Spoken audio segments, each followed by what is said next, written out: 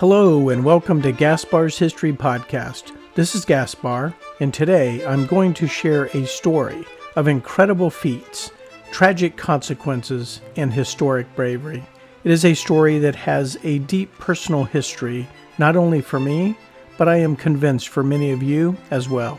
The Meat Hound, star of our show, the glorious B-17F olive drab bomber aircraft number 42, 29524, is going to participate in the raid on Bremen, Germany, April 17, 1943. The Meat Hound and her friends will once again venture unescorted, and when I say unescorted, I mean without fighter support, for a raid into Germany.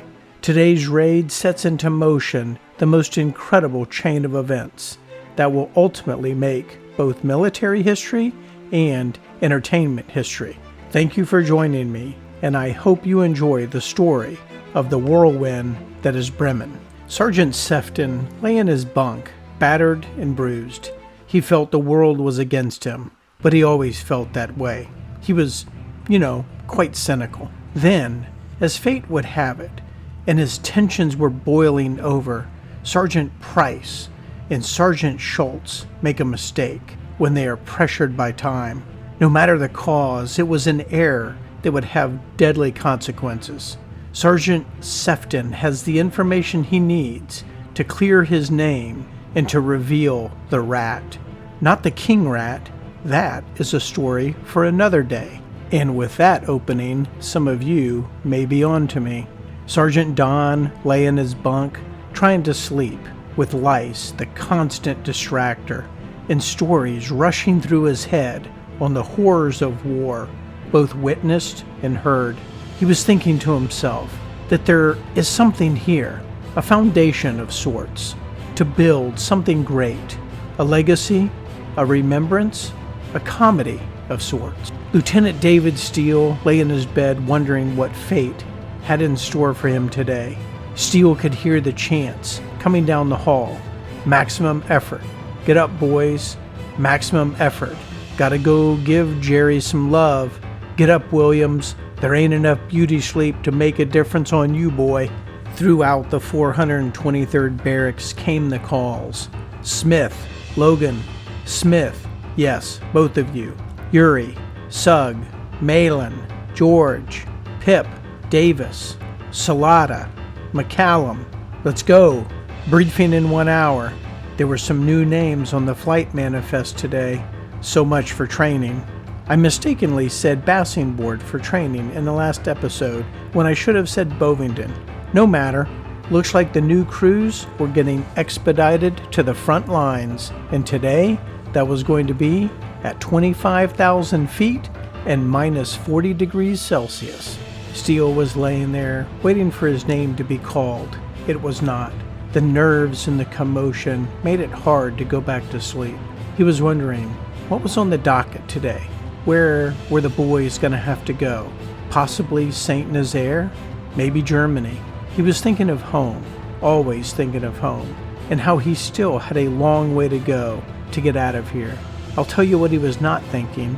He was not thinking that today's events would connect him to future history. Is that an oxymoron? Future history? And he certainly was not thinking how that history would connect him to his grandnephew, who is still 23 years away from being born. Yesterday, the bomb group had gone to Lorient. And in an interesting turn of events, the Meat Hound had joined the mission and was flown by Lieutenant Jankowski with the 368th Bomb Squadron. However, the Meat Hound had another abort and returned early, with the number 4 engine once again acting up. They had better get her repaired because today was a maximum effort, and the Meat Hound would be back with the 423rd Bomb Squadron. The Meat Hound's number 4 engine has been giving them fits since the busted cylinder head on the way to Antwerp, so if it's not fixed properly, the Meat Hound and her crew might find themselves in a tight spot. The work on the Thurley World War II airbase was never done. There was always something to do. Quality mattered, and it can mean the difference between life and death. Can you imagine the pressure on the ground crews? The Meat Hound comes back from the April 5th mission with a busted cylinder head, and she's taken offline for 4 days. She then flies on the 16th, and again, the number 4 engine, a newly replaced engine, gives Lieutenant Jankowski fits, and he has to bring her back to Third Eye early. That is 2 aborts in a row, and that is not a reputation one wants to have. The crews work their way into the briefing room. Some were bright-eyed and bushy-tailed, others had their tails dragging. Some were in ties, some with their hats askew, but all of them with the same question: I wonder where we are going. One thing is for sure, Mac, no matter where we go, there sure as hell won't be any fighter support. The rookies were feeling confident. They were still living the propaganda dream. There was a lot of nervous energy as the new pilots would fly as co-pilots, and their crews would assume positions in various aircraft. New teams, new crews, on-the-job training. And today's job was going to be costly in lives, planes, and munition, but mostly lives, which is really the only thing that matters. Attention! The flyers stood at attention, and the at ease was quickly barked out, and the rumble of the chairs scraped across the floor. The flyers' eyes were on the big blue tarp. How much you want to bet it's Saint Nazaire? Standard protocol, nothing fancy, to the point, direct, with the constant reminders to stay tight and stay in formation.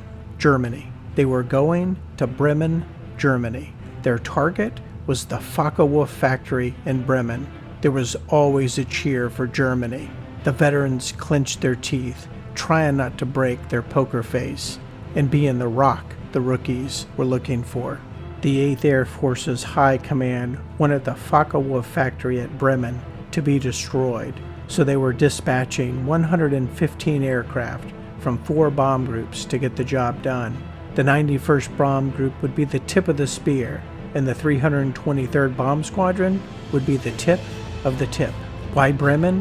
Why the Focke-Wulf factory? The Luftwaffe fighter, named the Focke-Wulf 190, or Butcherbird, was the B-17's primary nemesis. It was a good aircraft with a lot of firepower that had little trouble bringing down the mighty forts. This mission was going to be dangerous, but the crews were up for it, or so they thought. Let's add a little drama to our story, a mystery of sorts, as it relates to the soon-to-be infamous Memphis Belle. In researching this episode, I ran across some conflicting data as it relates to the Memphis Belle. The daily reports from the 324th Bomb Squadron, 91st Bomb Group, do not list the 324th or the Memphis Belle flying today's mission.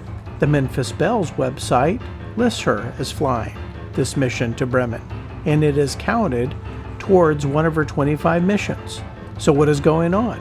I then looked at the daily reports of the 322nd, 323rd, and 401st, which are the other squadrons of the 91st Bomb Group, and none of them list Memphis Belle as flying. I then looked through the records to see if Captain Morgan was flying. I could not find Captain Morgan flying today either. I think I will need to write the United States Air Force Historical Society to sort this out, and write them I did.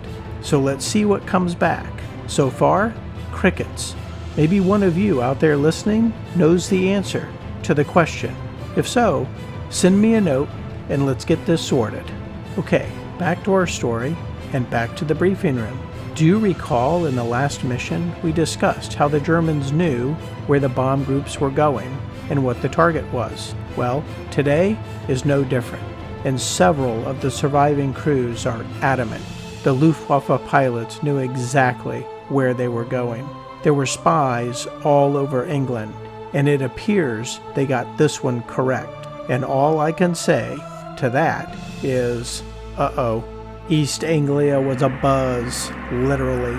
The 4 bomb groups of the 1st Bomb Wing started to launch 115 aircraft, and when they did, the buzzing turned into roars, and so the mission began at 09:45. The Thurley airfield always had a little more excitement when the bomb group started their engines, taxied, and started to take off. And with each liftoff, there was a prayer and Godspeed. Steele liked the energy and the sound of the bomb group as they took off.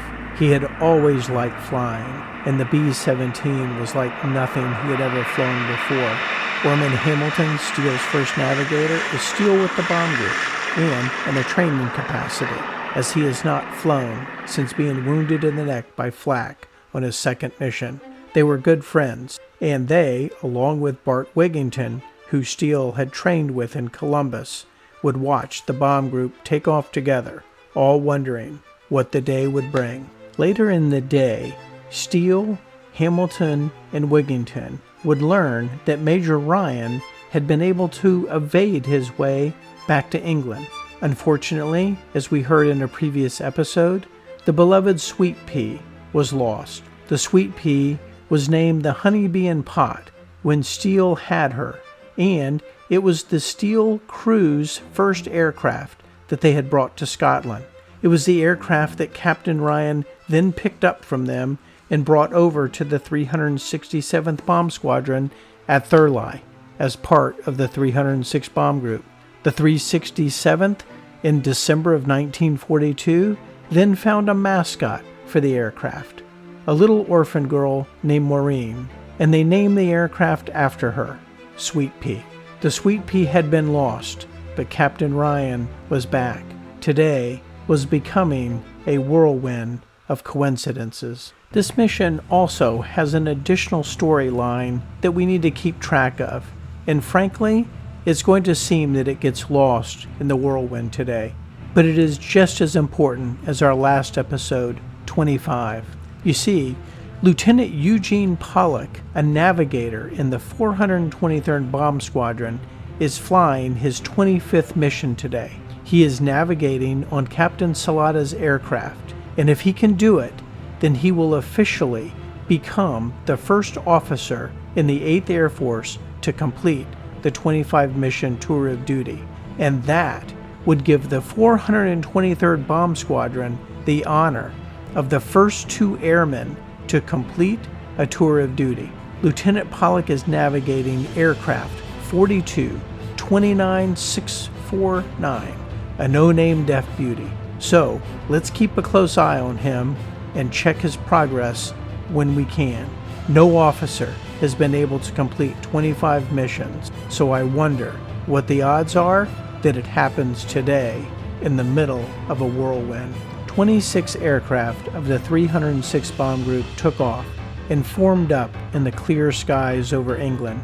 Then they headed for their waypoints, or as spies or lovers say, a rendezvous point.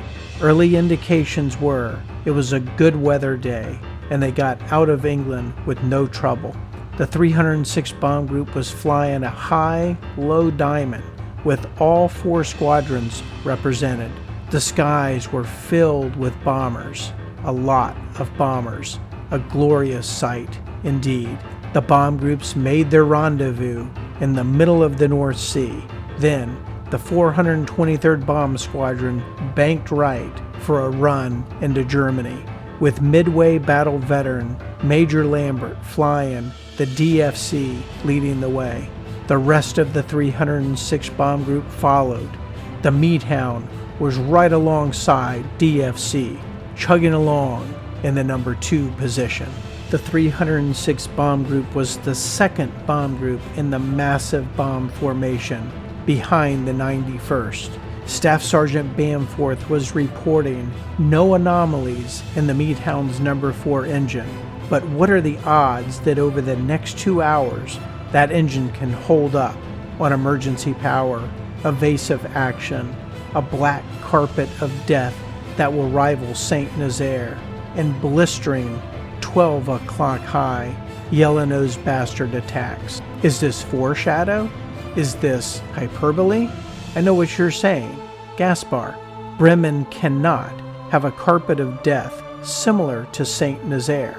To which I say, you may want to buckle up. Lieutenant O'Hara and Scarlett Is that not the best plane name and pilot combination in World War II? Has to be. Lieutenant O'Hara's crew let him know that their oxygen was not working. O'Hara gave them time to work it out, but they could not fix it. The lines were too badly damaged, so just before 10,000 feet, Lieutenant O'Hara eases Scarlett out of formation and secures a vector from 2nd Lieutenant Clayton, and they head back to Thurley with a full rack of bombs. For the record, O'Hara and Scarlett were just transferred over to the 367th Clay Pigeons due to the disaster at Antwerp a week earlier. Because you may never know what you may find when you are looking for something else, it got me wondering if Major Clark, Rhett Butler Gable, ever got to ride Scarlett. I should probably rephrase that. Major Gable was stationed in England, and he was in the Air Corps, helping to make training and combat films for the 8th Air Force. However, Gable is not referenced in the 306th Echoes magazine, nor in First Over Germany, so it appears Major Gable and Scarlett never hooked up in England. But I'll tell you who did hook up with Scarlett, and that is Lieutenant Robert H. Smith, who was flying the Meat Hound today. This is not the same Robert Smith from First Over Germany, but a new Robert Smith. He and Scarlett were tight, as he was her original co-pilot. Today, he has his first command, flying the Meat Hound, and so he has to say goodbye to Scarlett, as it appears he will remain with the 423rd Squadron. Lieutenant Smith has the Meat Hound tightly tucked into Major Lambert's right flying side as his wingman, so let's take an opportunity to get introduced to the Meat Hound's crew. As I mentioned, the Meat Hound's pilot is first-time pilot, that means the first time leading a crew, Lieutenant Robert H. Smith. When Lieutenant Smith looks to his right, he sees Lieutenant Logan in the co-pilot's chair. Lieutenant Logan was a newbie and had just come in on April 12th, which is a very auspicious day, don't you think? As Lieutenant Logan eyed the number 4 engine and her turbocharger, he could look over his left shoulder and see Tech Sergeant Bamforth, the engineer. For those of you who are friends of the show, you are familiar with Leon Leroy Bamforth, the young man from Brunswick, Maine, whose airman's hat dominated his head askew to the right and who has a warm and greeting smile. He was good at what he did. His experience, his certificates, and his downed enemy fighters proved it. If in a pinch, Leon needed to get into the nose to help his friends, he would have to climb down under the pilots. When he did, he would meet the navigator, who today was 2nd Lieutenant Luther Pierce, who is the navigator on 2nd Lieutenant Logan's crew. 2nd Lieutenant Pierce was in good hands, and when he was at his table, he could look up towards the nose and see the bombardier, who was actually our pioneering toggler, Staff Sergeant William Hull. In previous episodes, I jest that Staff Sergeant Hull is not the smiling type, but we must not forget he must be a good toggler / bombardier because he still has a job, and he was one of the first staff sergeants to try their hands at toggling in World War II. We must also remember he is a very good gunner, and we will have to see if that comes in handy today. If Staff Sergeant Hull needed to get to the radio operator, who was Staff Sergeant McGivney, he would have to leave the nose, go through the bomb bay, walk the plank, and then pass into the radio room. Staff Sergeant McGivney is the radio operator today, and he too is from Lieutenant Logan's crew. It looks like Lieutenant Logan and his crew are getting a baptism today. This will be Staff Sergeant McGivney's first time in combat, and he is trained that in a pinch he may need to administer first aid to the ball turret gunner, Staff Sergeant Walt Petrowski. Let me take a moment and describe Courage for you.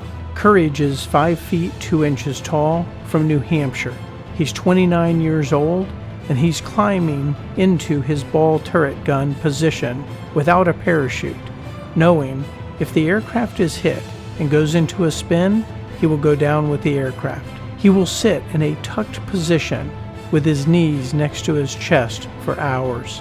He is secluded with nothing but the interphone, which he activates with his right foot to keep him company.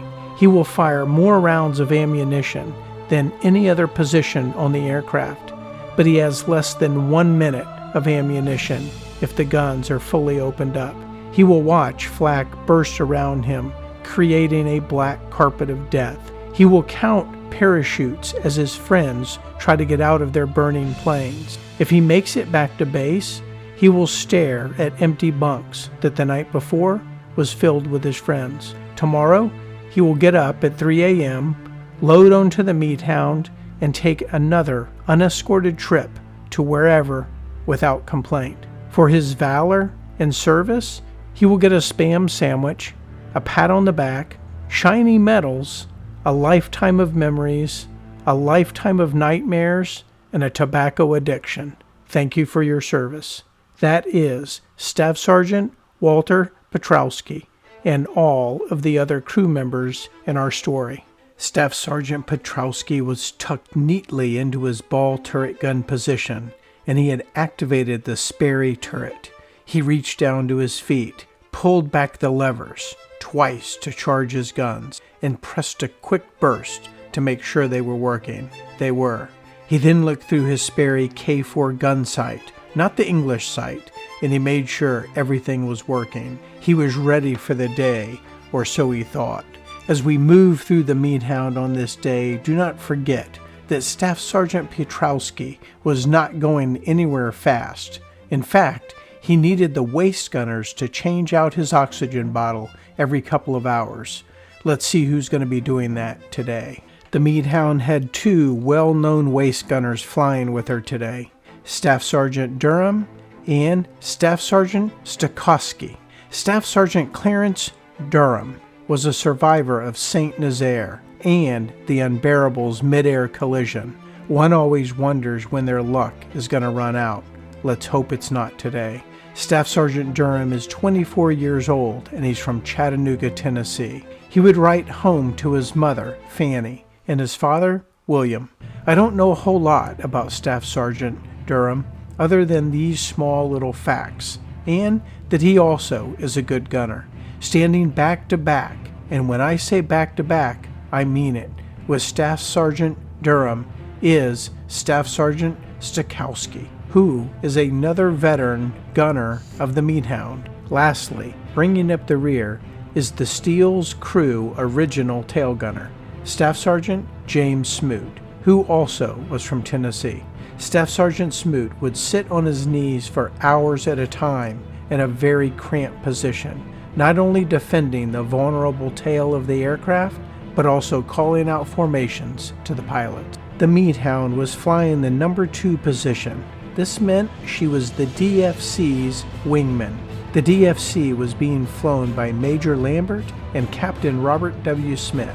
The Meat Hound, with her pilot, Robert Smith, looked out his left window and he could see Robert Smith. When Robert Smith looked out his right window, he would see Robert Smith.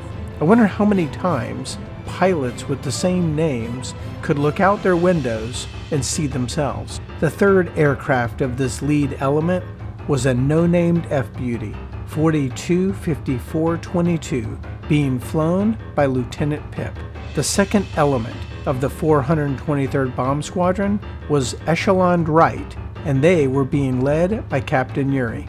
Captain Urey was flying with 2nd Lieutenant Sugg in Old Faithful, and they were getting a reputation similar to Wild Bill Casey on their ability to bring home a crippled fort. Lieutenant Pip could look out his right window and be comforted seeing Captain Salata and 2nd Lieutenant McCallum in 4229649, a no-named F-Beauty who was flying tight with them. Their navigator is Lieutenant Pollock, who I'm sure you recall is on his 25th mission. In the number 3 position is 1st Lieutenant Warren George and 2nd Lieutenant Robert Oscar Malin, flying their usual no-named F-Beauty 425171. The second element had a special guest for this maximum effort mission, and that was Captain Harwood and 2nd Lieutenant Clymer. They were both from the 367th Squadron. They were flying a no-name Deaf Beauty, and they were sitting in the slot. So, picture a baseball diamond and home plate. So if you're looking at the diamond and you see home plate, that's where Harwood and Clymer were sitting in the formation. As the bomb group approached Bremen, an eerie feeling came over them. Durham and Bevan, in their heavy flight suits, helmets, goggles, and thick gloves, were looking out their waist gun positions as the air came rushing by. Bamforth and Farrenhold were looking out their top turret gun positions, taking the occasional spin to ensure a 360-degree view. They all had a keen eye on their enemy as the Luftwaffe aircraft flew past the bomb group at a safe 2,000-yard distance, and they were headed somewhere in a hurry. Oh, the desire to rip off a few rounds just to do it, but they were too far away, and the crews knew they were going to need their ammunition. The crews watched as a few of the Luftwaffe twin-engine bastards stayed back, following the bomb group like cattle rustlers, guiding the prey to the slaughter. The veterans knew what was up, and the nerves started to build. The new gunners were inquisitive. "Where are they going?" "Don't worry, Eddie.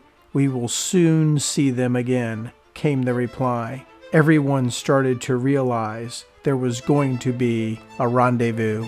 Compared to the dull olive drab paint of the B-17s with an occasional nose art design, the Luftwaffe's aircraft were brilliant in design and color. The term flying circus was given to the Germans in World War I, and there is no reason it cannot be applied today. The 306th crews watched as all kinds of assorted colors and designs flew by. Yellow-nosed bastards, black, silver, yellow-tipped, red-tipped, azure, white bellies, blue bellies, a plethora indeed. So who were the adversaries today? It was Luftwaffe unit JG-54, who had just arrived from the Eastern Front to provide support for the fatherland. The bloodshot eyes of the Meat Hound followed the flying circus as they casually cruised by, and she thought to herself, "No worries, nothing I haven't seen before." She was at 24,000 feet, and her number 4 engine was performing well. Staff Sergeant Hull was close to his nose gun and had a really good view of the 91st Bomb Group piercing further into German airspace. Staff Sergeant Petrowski was reporting light flak, not accurate at all, sir.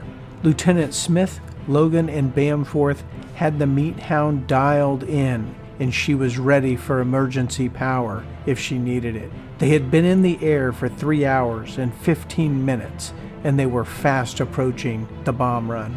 Staff Sergeant Hull pulled the bomb pins, 5 of them, and with each pull, he said a little prayer. The bomb pins needed to be pulled before the bombs were released, as it was the spinning of the propellers that armed the detonators. Hull worked his way back to the nose and fixed on Captain May, lead bombardier in the DFC. And when May would loose, he would loose. Then he could say the infamous words, "Bombs away." I am going to interject some music into this next section. I'm introducing the music because it might not seem like it is connected to the section of the story that I'm about to read. However, the title of the song is Rolling Thunder, or the title of the music is Rolling Thunder, and it's played by the United States Air Force Band. So it has some history and it has some meaning, so I'm going to leave it in the story. The 91st Bomb Group was now over Bremen, and the earth and sky shook. I don't exactly know what the sky shaking is like, but maybe it is like thunder rolling or lightning striking. One thing is for sure, it was certainly a scene like Saint Nazaire. Everything was compared to Saint Nazaire, and Bremen would be put on the Saint Nazaire pedestal. The gates of hell had been opened, and the flak gunners unleashed the most devastating barrage fire.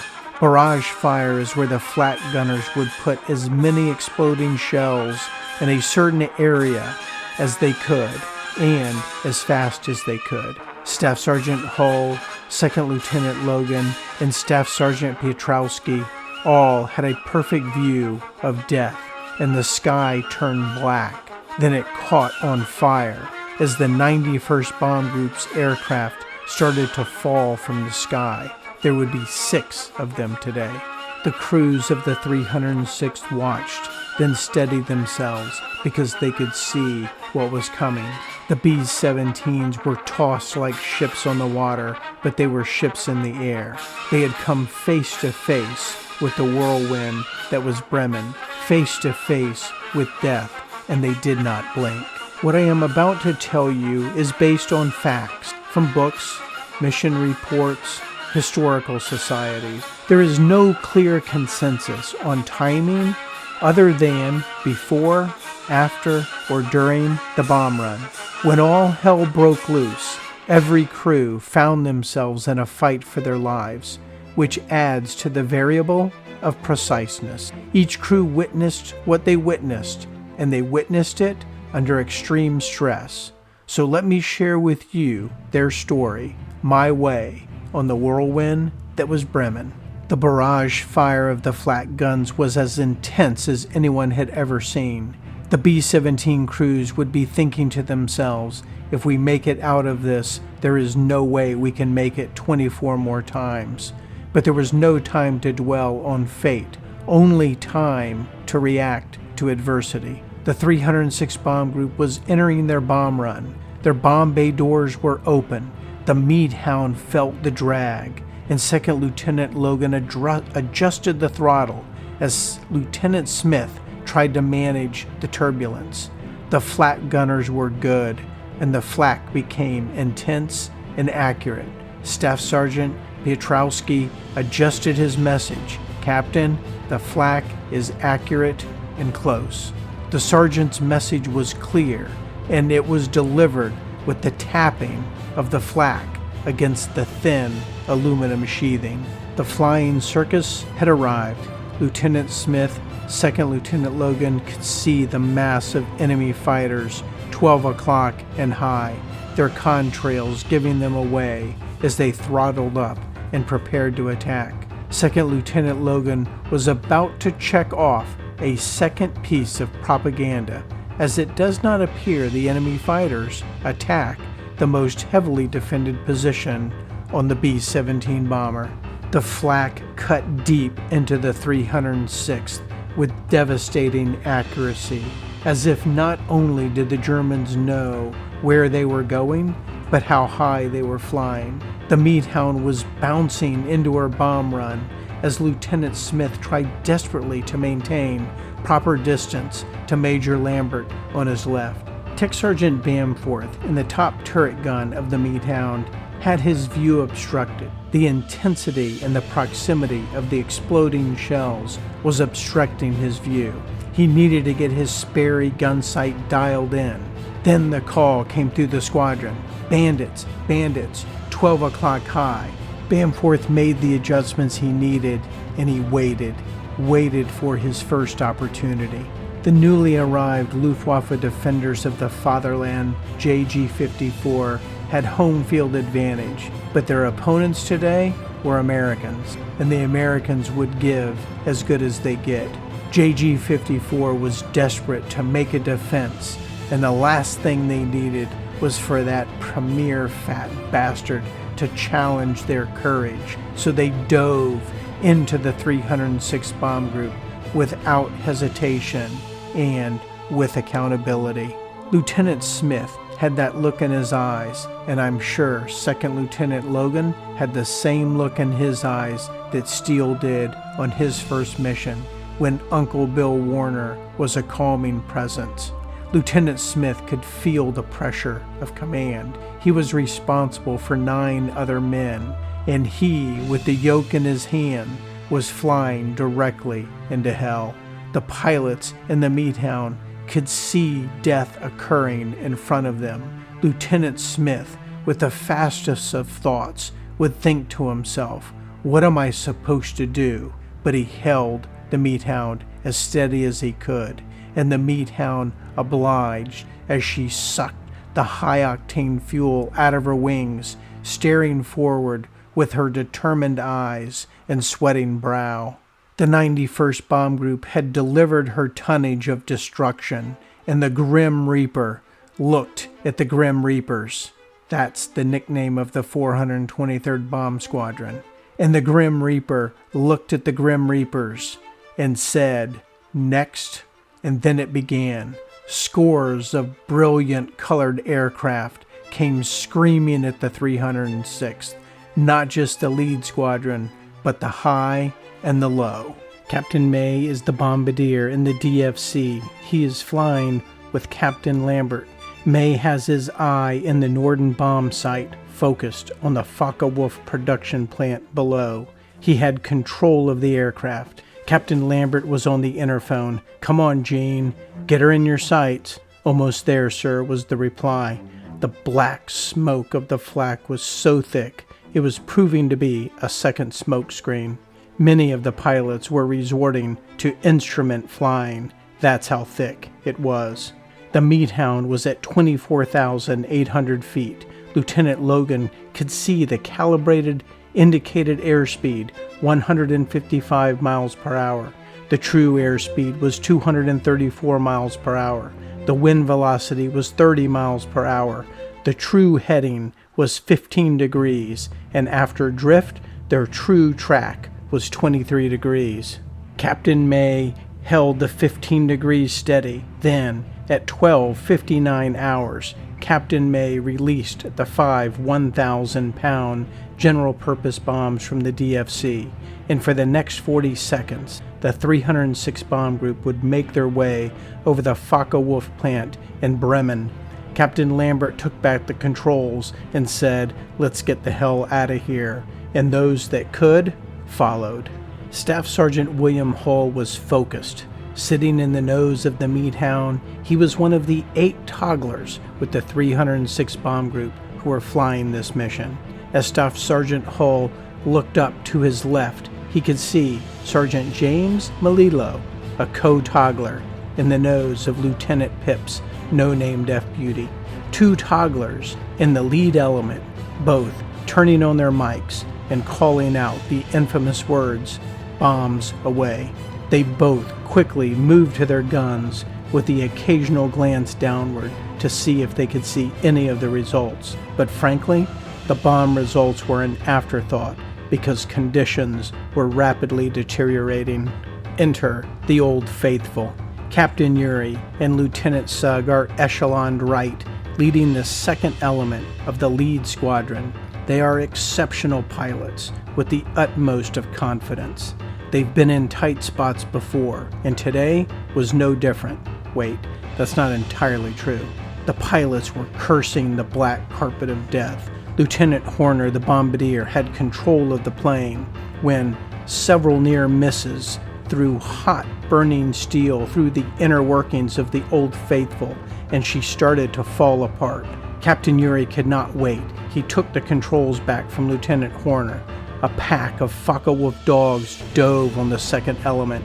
The Old Faithful had been sighted in.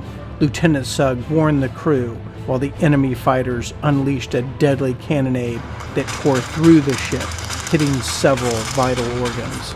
Tech Sergeant William Wilkinson, the Old Faithful's engineer in the top turret gun position, had a better view than most of the attack.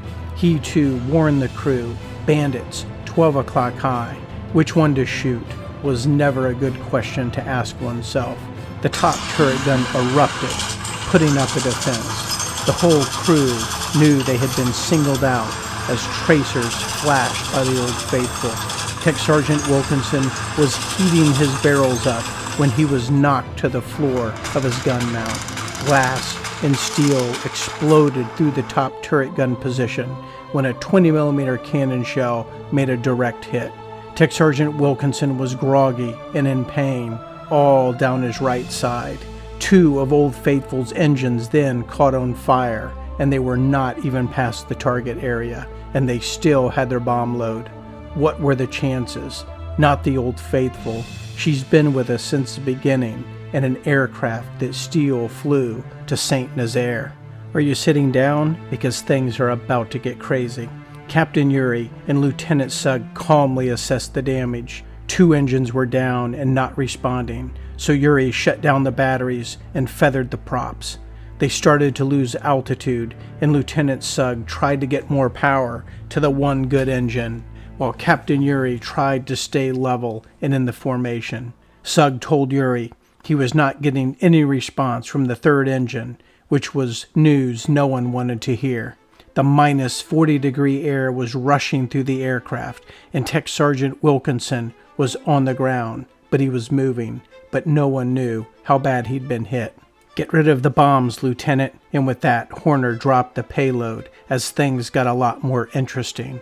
The last attack also tore up the pilot's control panel. Sugg then rushed into action. While Yuri kept her in order and at maximum power, Sugg grabbed a portable oxygen tank and worked his way down under the catwalk to the inner workings of the pilot's control panel. He ripped out damaged cables until he found the control cables for the 3rd engine. He grabbed the cables and brought them back up to the pilot's seat, holding them with his gloved hands. He then tied them together with a parachute harness. Sugg had MacGyvered the 3rd engine into a semi-working state that made her a little more responsive. With that, Captain Yuri gave Sugg the controls, unbuckled, grabbed some oxygen, and moved into the engineer's position to help Tech Sergeant Wilkinson. Yuri assessed the situation, applied a bandage and morphine to Wilkinson, then moved back to his captain's chair and strapped back in. The Old Faithful was in dire straits, and the crew knew it. Yuri throttled the number 4 engine to full power, which kept the aircraft at 115 miles per hour. The pilots had no choice, so they were headed for the deck. That meant Captain Yuri took her into a dive. They were separated from the protection of the pack, and the odds of their survival were not good, and they knew it. The fast dive and smoking of the engines must have thrown off the German fighters, because, so far, she was left alone. They managed to stay unnoticed. I think the real reason was the Luftwaffe hyenas were finding plenty of scraps at 24,000 feet. The Old Faithful had made it to a lower altitude, and she was still unnoticed.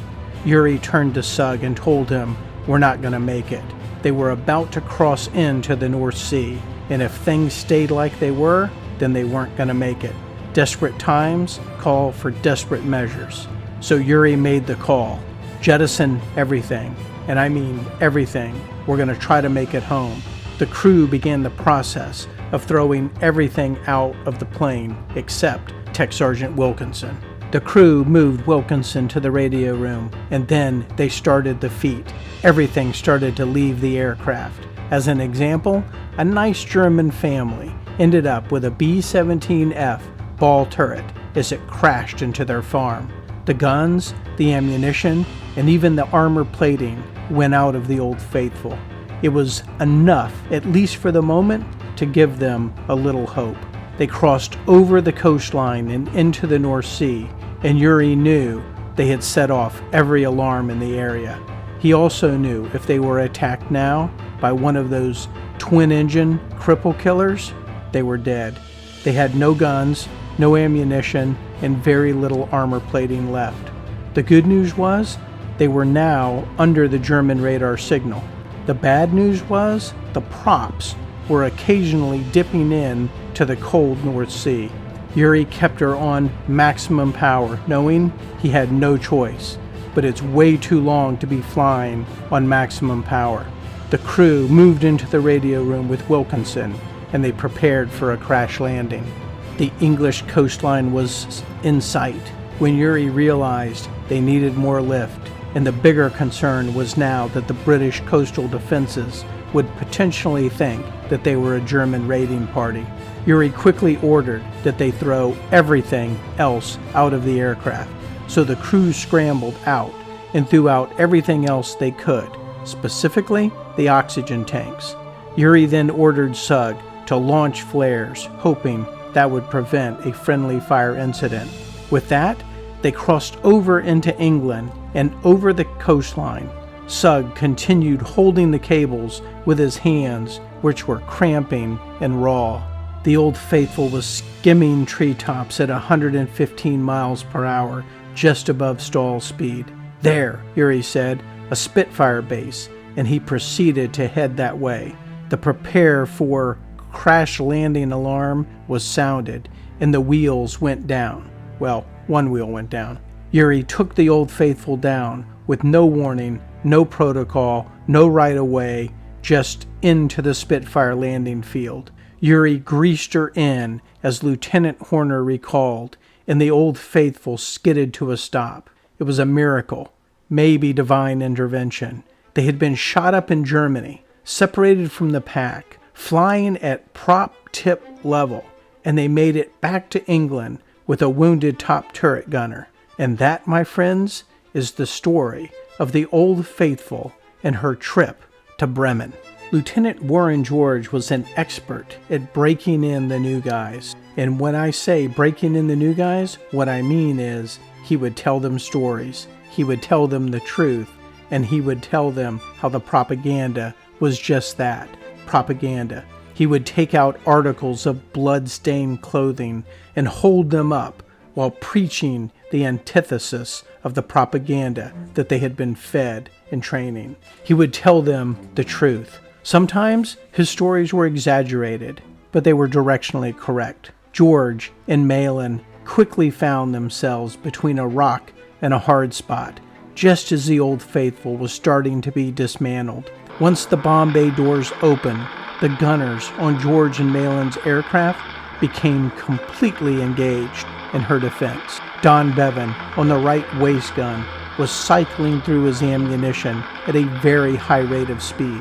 In fact, he would later recall, "I was firing into a feeding frenzy of sharks." George and Malin's no-named F-Beauty 42-5171, like the Old Faithful, was getting torn to pieces, and they were not even out of the bomb run yet. George and Malin's crew were close to the Steele crew. Warren George grew up 2 hours from Lieutenant David Steele in Texas, and Robert Oscar Malin was originally on Bart Wigington's crew, and they had trained with Steele and his crew in Columbus, Ohio. George was on the interphone to Second Lieutenant Parker, the bombardier. "How close are we? We're running out of time." "Nearly there, sir." Next to Parker was Lieutenant Andrew Simmons, the navigator, but he was not navigating. He was on the nose guns and he was lighting them up. Tech Sergeant Warren McGregor in the top turret was calling out enemy aircraft and leading the defense. Tech Sergeant James Thornton was in his radio room monitoring the wireless and manning his gun as the enemy fighters dove on their aircraft. Simmons, McGregor, and Thornton were also part of Wigington's crew. Bevan and Staff Sergeant C.E. Randall were back-to-back on the waist guns, and they were dealing with the sharks. Staff Sergeant McLennan was in the ball turret gun, and the crew could hear him putting up a defense until his guns went silent. In the tail is Staff Sergeant J.S. Amory, and he too is firing into a frenzy of sharks. Lieutenant Parker, the bombardier, had his eyes in the Norden bomb site, focused on the Focke-Wulf factory.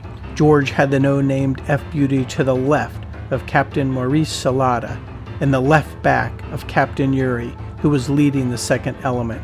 They were on third base, if you're looking at a formation from home plate. The flak was tearing into the aircraft. Both George and Malin were on the yoke as they were tossed about. Then there was a crash, the sound of tearing steel, but ahead of the sound came the immediate downward thrust of the aircraft.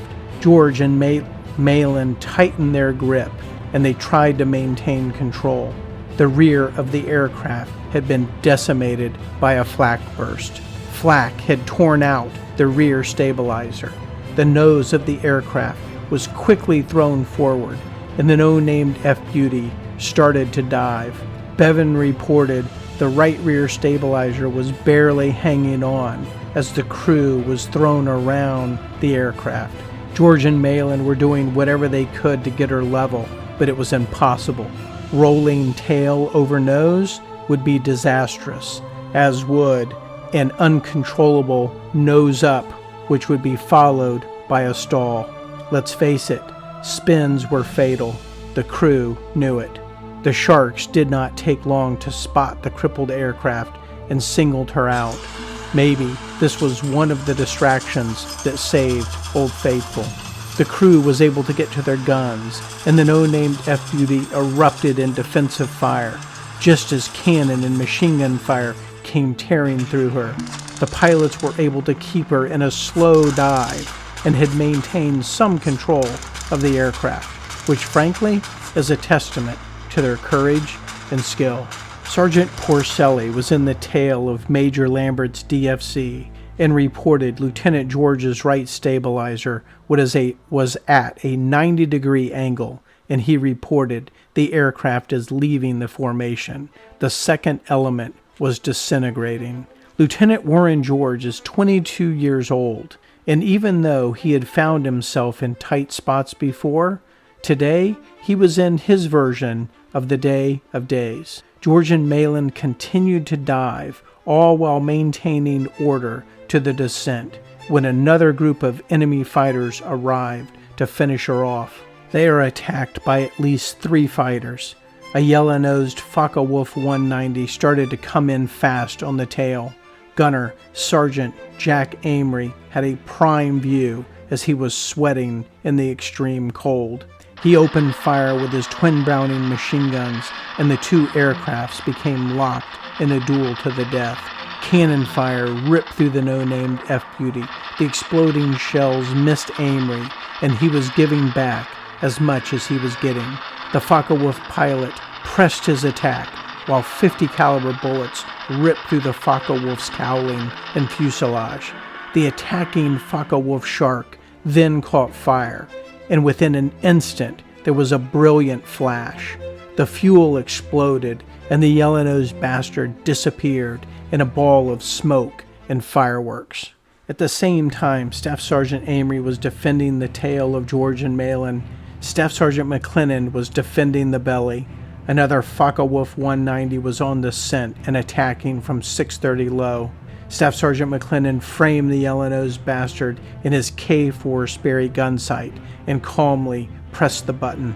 The twin Browning machine guns belched death, and McLennan used his hands to move with the Focke-Wulf. And just like the last attack, the Focke-Wulf 190's fuselage was pierced, and the well-placed shots ignited a fuel line, and she too lit up like a Roman candle. The no-named F-Beauty was still flying, but she was being torn apart, piece by piece, and with each piece, George and Malin made adjustments in the elevators to avoid catastrophe. They were flying under duress, with parts of the aircraft shot off, leaking, burning, smoking, and the like. They were at 20,000 feet, and you all know it's chilly up there, and the air is thin, too thin to breathe. Let's continue. At the same time, I am serious. I am emphasizing to you that George and Malin were singled out, and all efforts were being made to bring her down. But so far, there was still a small resemblance of flying. Staff Sergeant Charles Randall, the left waist gunner, standing back to back with squadron artist Don Bevan, was eyes wide open as a Focke-Wulf 190 came straight at him at over 300 miles per hour, cannons blazing. Can you imagine what that looks like? Once again, the no-named F-Beauty started taking punches. Staff Sergeant Randall punched back, and this time he punched back above his weight class. He raked the Focke-Wulf 190 with machine gun fire that threw it into a violent spin, and as the aircraft spun past the no-named F-Beauty, pieces of her flew off like bark flies off a pine tree in a tornado. Staff Sergeant Randall will get credit for a damaged enemy aircraft. Malin looked over his left shoulder and could see Tech Sergeant Warren McGregor laying in a pool of blood. He'd been killed in his top turret gun position and fell to the floor. I have to think this was a blow to Tech Sergeant Bamforth as a fellow engineer and someone he had known since training with in Columbus, Ohio, and he was now dead. The no-named F-Beauty continued to take punishment, and the pilots were finally resolved they were doomed.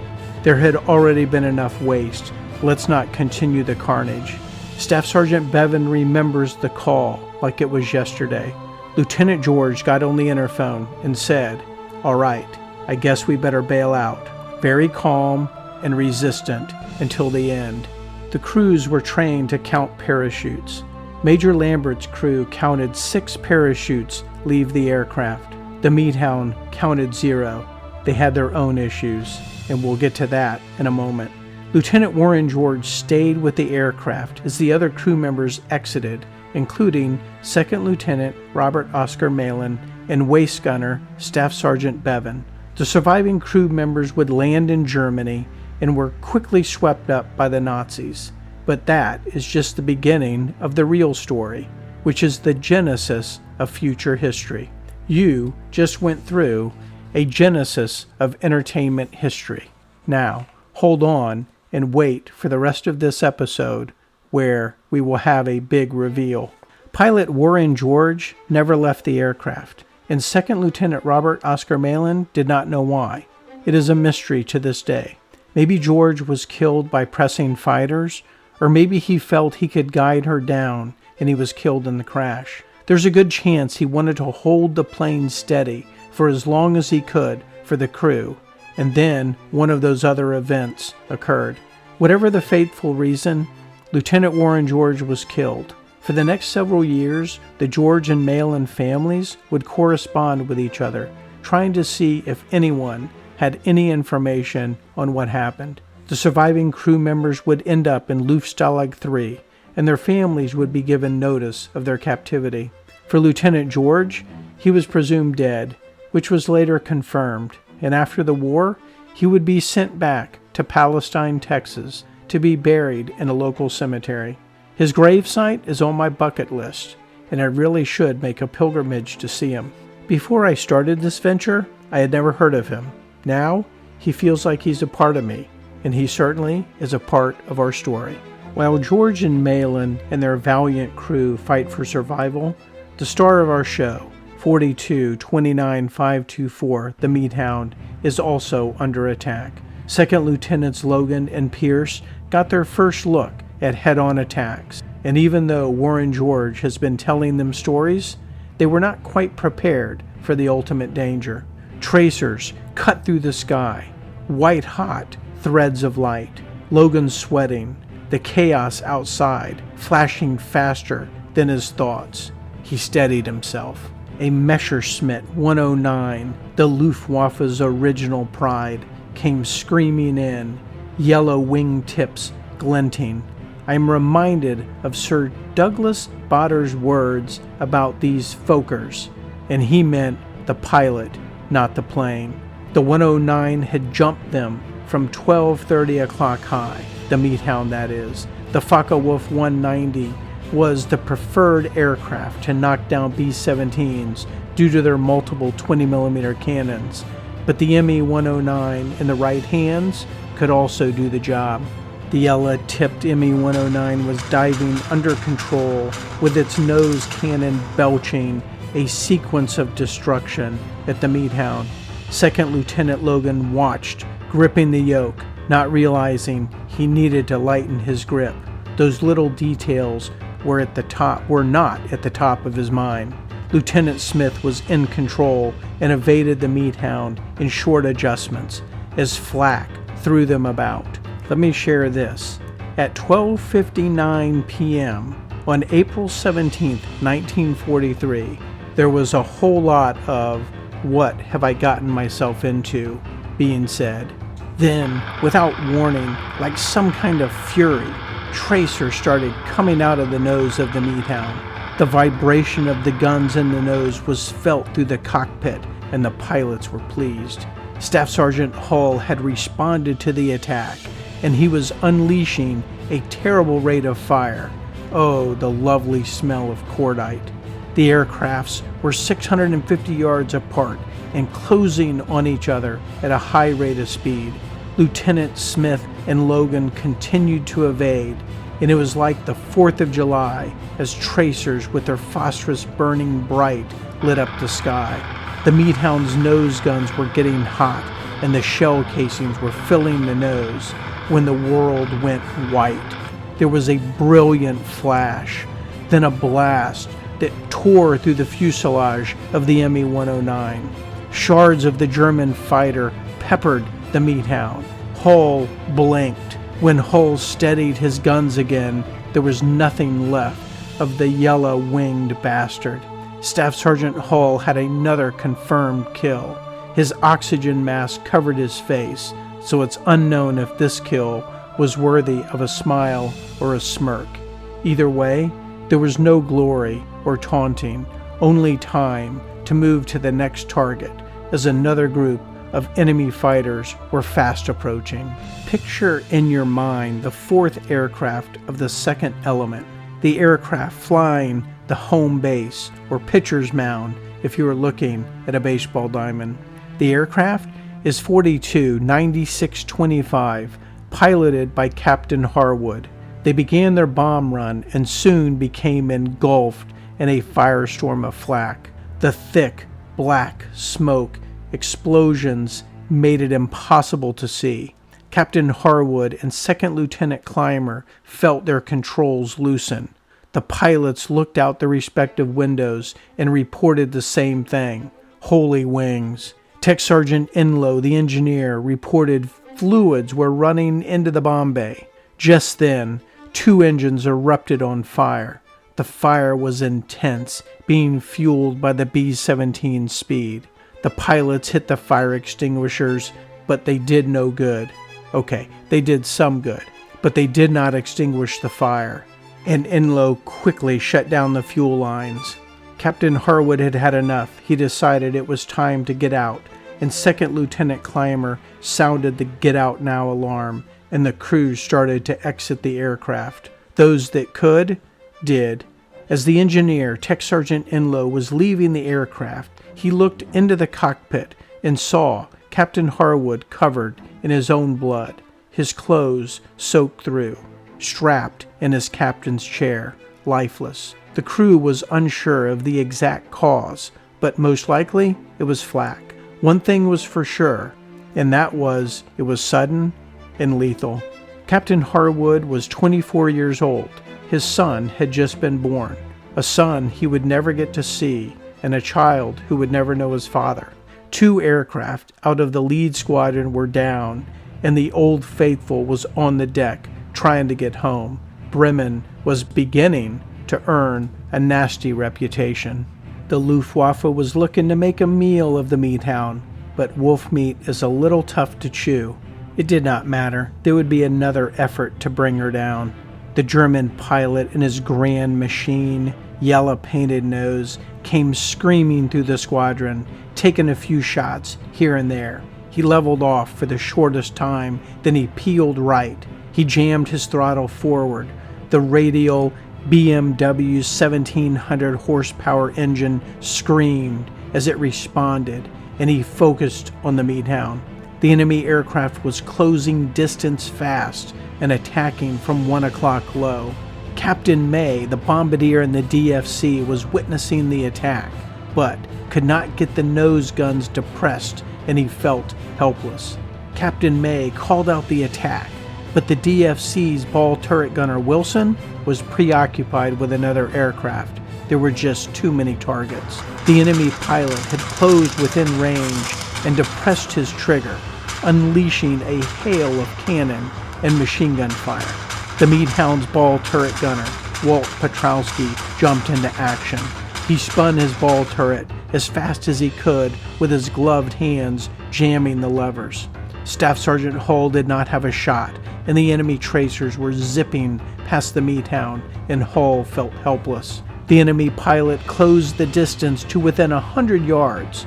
with one aircraft flying at 150 miles an hour and the other at 300.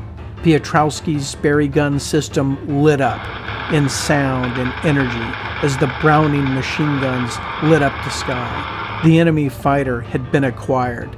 Piotrowski holed the fuselage many times over. He stayed on task as flak tried to distract him. The Focke-Wulf pilot did the same. The attacker flew 30 yards under the Meat Hound, and Piotrowski did not miss. As the Focke-Wulf surged under the Meat Hound, the enemy aircraft had her tail fall off. It really did not fall off. It was removed from her. The fuselage broke apart, and the aircraft went into a violent spin. Piotrowski was sucking oxygen, shaking, sweating.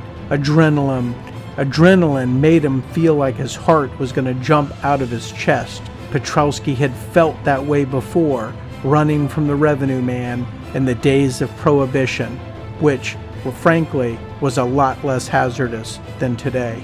He needed oxygen, so Sergeant Stokowski would change Piotrowski's oxygen tank, while also confirming the kill. Captain May would also confirm the kill, which was actually the voice Piotrowski needed to get official credit. Crazy. The moment was over. The sweat turned cold, and Piotrowski looked for his next target, as there were plenty. From the tailgun position, Staff Sergeant Smoot was beside himself. George and Harwood are down. Yuri is hit and out of formation, and Captain Salata is trying to tag along for protection. And sir, the low squadron is missing. This is a good spot for intermission. Instead of breaking the story up into several episodes, I'm going to keep it as one. The great thing about this newfangled technology is that the listener can break up the story how they like, jump in and out, and take breaks where needed. That is an additional learning that I've had as I go through the series. When you're ready to continue, we are going to the left and low into Purple Heart Corner. Welcome back. All right, let's keep going. As we've discussed in other episodes, the low left position was called or named Purple Heart Corner. It was a name that had been earned in blood-stained clothing, wrecked aluminum and steel, and lost souls. The 368th Squadron was flying low today. What I am about to tell you, well, it's a chorus. 6 verses for the men and the machines that went into the whirlwind that was Bremen and never came home. April 17th, 1943. A great pilot. Those were the words often used when describing the leader of the 368th Squadron, Captain Smiley. Believe it or not, and I am serious, Captain Smiley is flying the bodacious critter. Yep, you heard it. The same bodacious critter that collided with Steele and Jones in the Unbearable on March 1st, 1943. The same bodacious critter that was sent away for significant repairs. She had just returned to service on April 9th and is now leading her squadron into Bremen. Being the squadron leader, you may surmise that Captain Smiley was a tenured veteran. That he was. He had been with the 368th Squadron since March of 1942. His co-pilot, on the other hand, Second Lieutenant Ewan, had just arrived in March.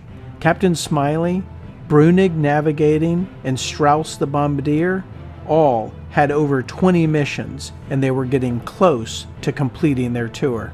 The Bodacious Critter is one of my favorite plane names as I have worked my way through this series, and she certainly has a connection to my great-uncle David. Like so many other today, Bodacious Critter was hit hard by the black carpet of death. It was like watching, I suppose, it was like watching a Hagler-Hearns fight. The blows between the Bodacious Critter and the JG-54 pilots went back and forth.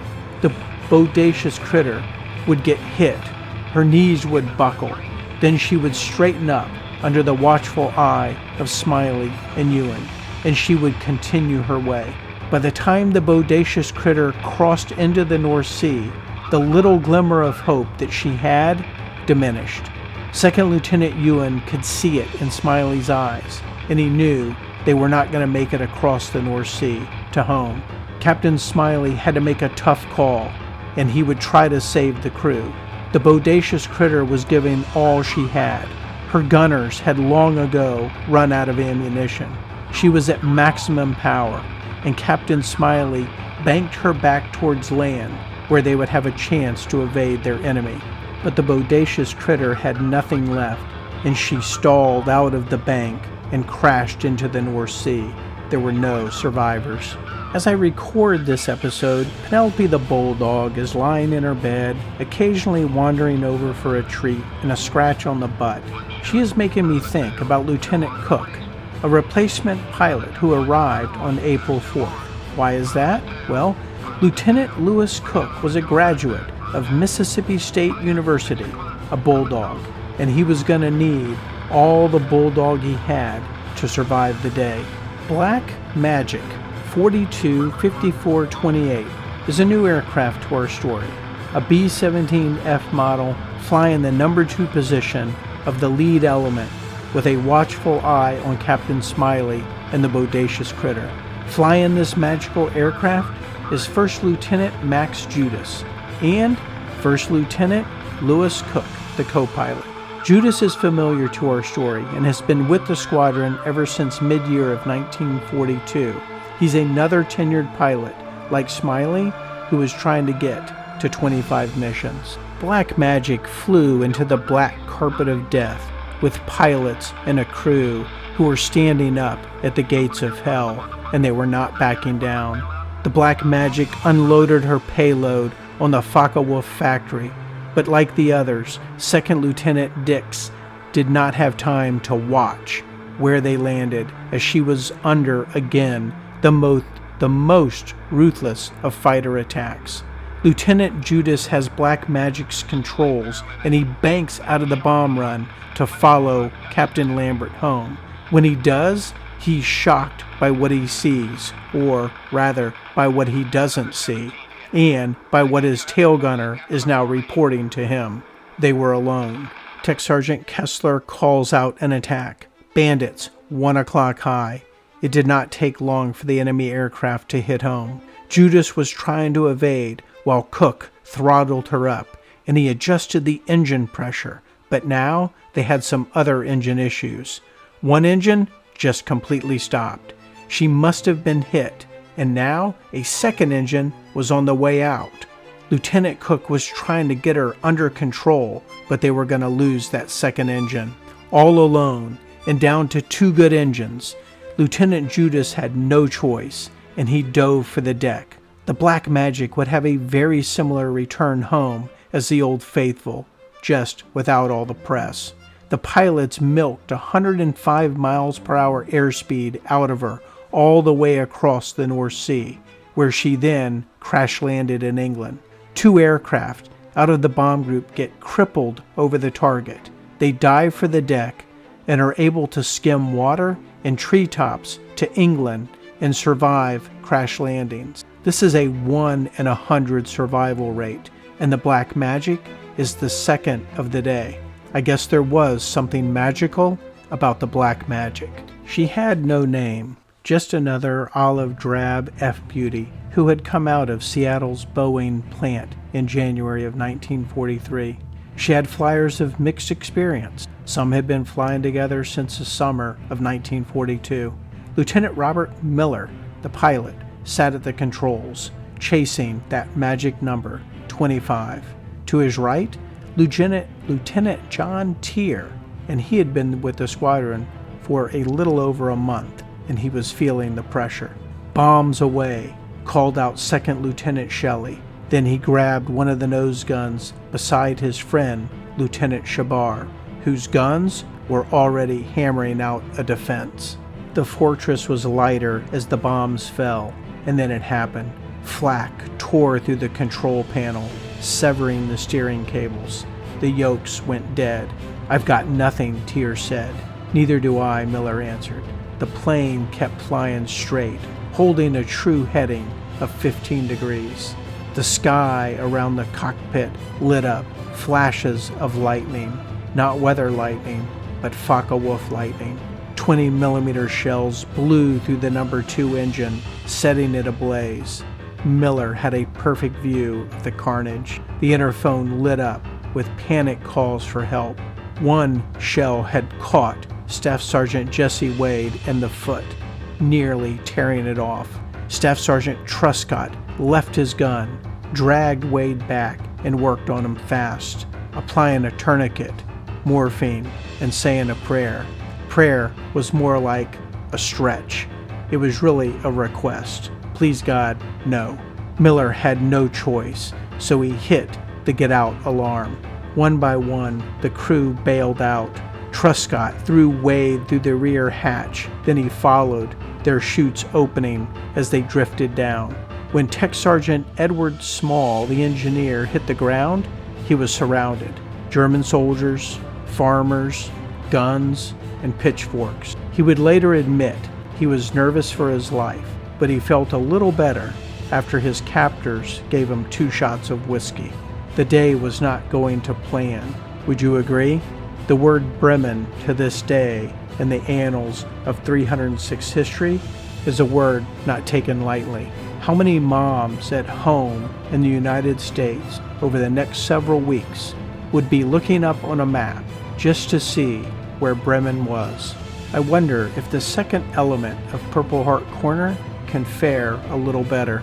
In the second element of Purple Heart Corner, First Lieutenant Fred Galogli led his crew in a no-named F-Beauty, serial number 4229631. He was flying through the blackest skies over Bremen. Fred had been flying with the squadron since the summer of '42, another veteran, counting down the missions to 25 and a ticket home. Beside him sat Second Lieutenant Donald Whipple, a new pilot, 6 days in. They flew right into the black clouds, and shrapnel clattered across the fuselage while the shock waves shook their bones. The fortress shuddered under the blows. They carried on. When they got to the North Sea, Fred watched through the smoke as his friend, Captain Smiley, went down, his bomber breaking apart and tumbling into the North Sea. "Feather the number 3. Give me max power. Let's get to the lead squadron," was Fred's command. He tried to swing towards the 423rd Squadron, searching for strength in numbers. In the tail of the Meat Hound, Staff Sergeant Smoot's voice came over the interphone, ragged and desperate. "Come on, man. Come on. Hurry up." There was nothing Smoot could do. Galogli was too far away for him to provide any kind of a defense. Galogli was over the North Sea. Their ammunition was gone. Every belt was spent. The crew manning their positions, but their guns were cold. They were glimpsing at the cold gray water below. A twin-engine ME-210 slid alongside them, close enough for the crew to look at their adversary face to face. The German pilot seemed to study them. Then he peeled away, leveled off, and fired, not once caring about the potential for fighters in the area. Do you not think that is telling? The fortress was taking unforgiving punishment. The only good news was the German had focused on the outside engine and not the crew.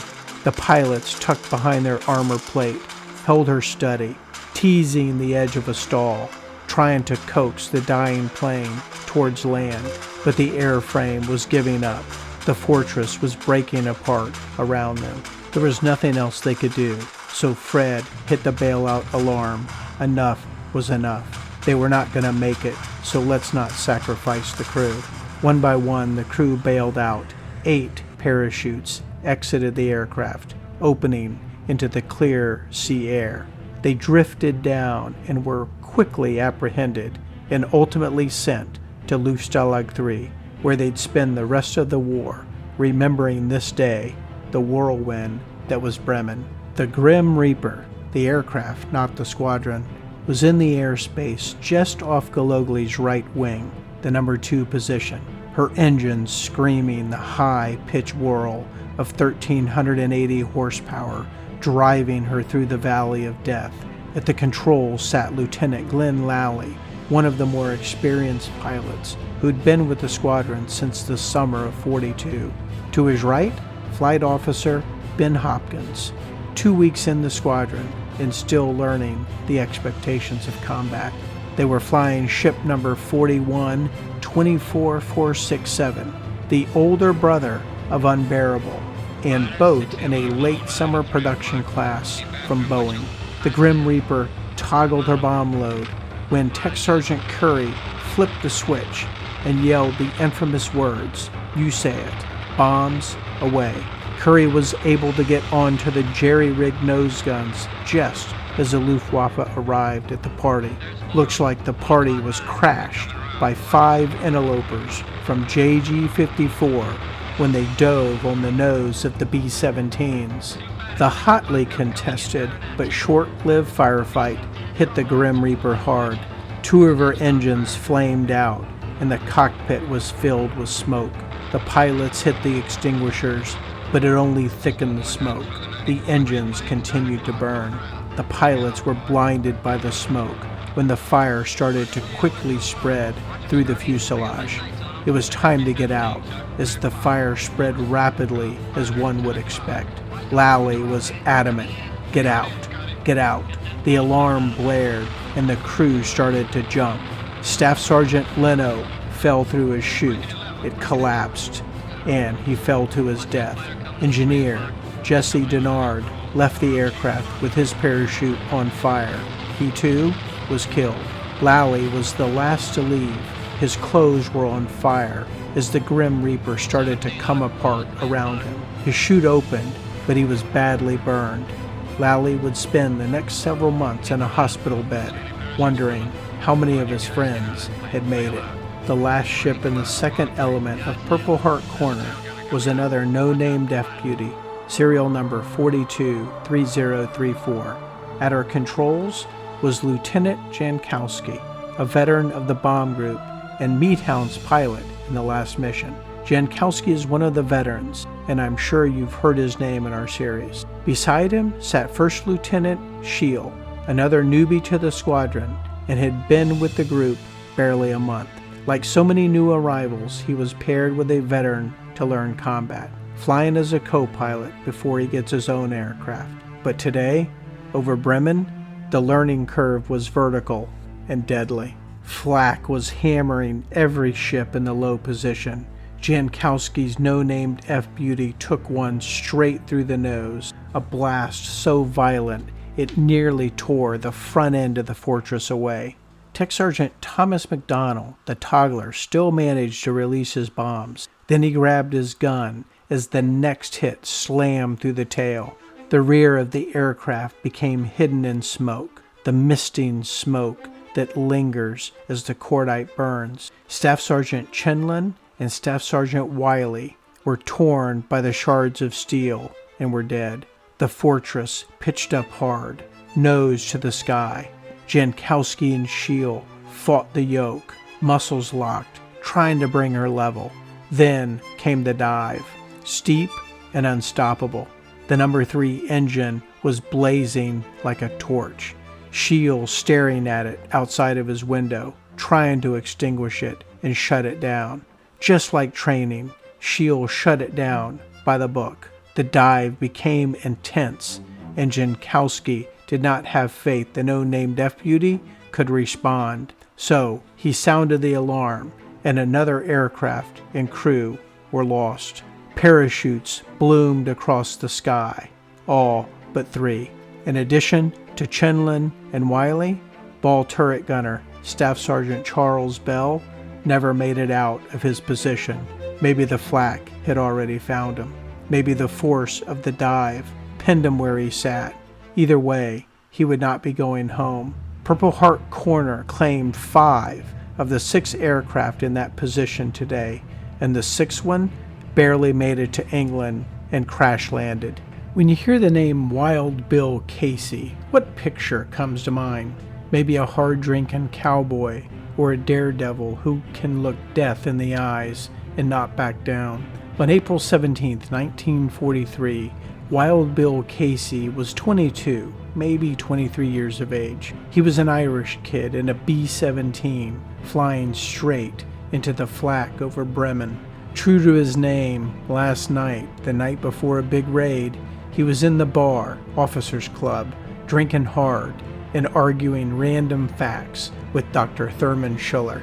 Casey was the kind of pilot who made you believe in luck and skill in equal measure.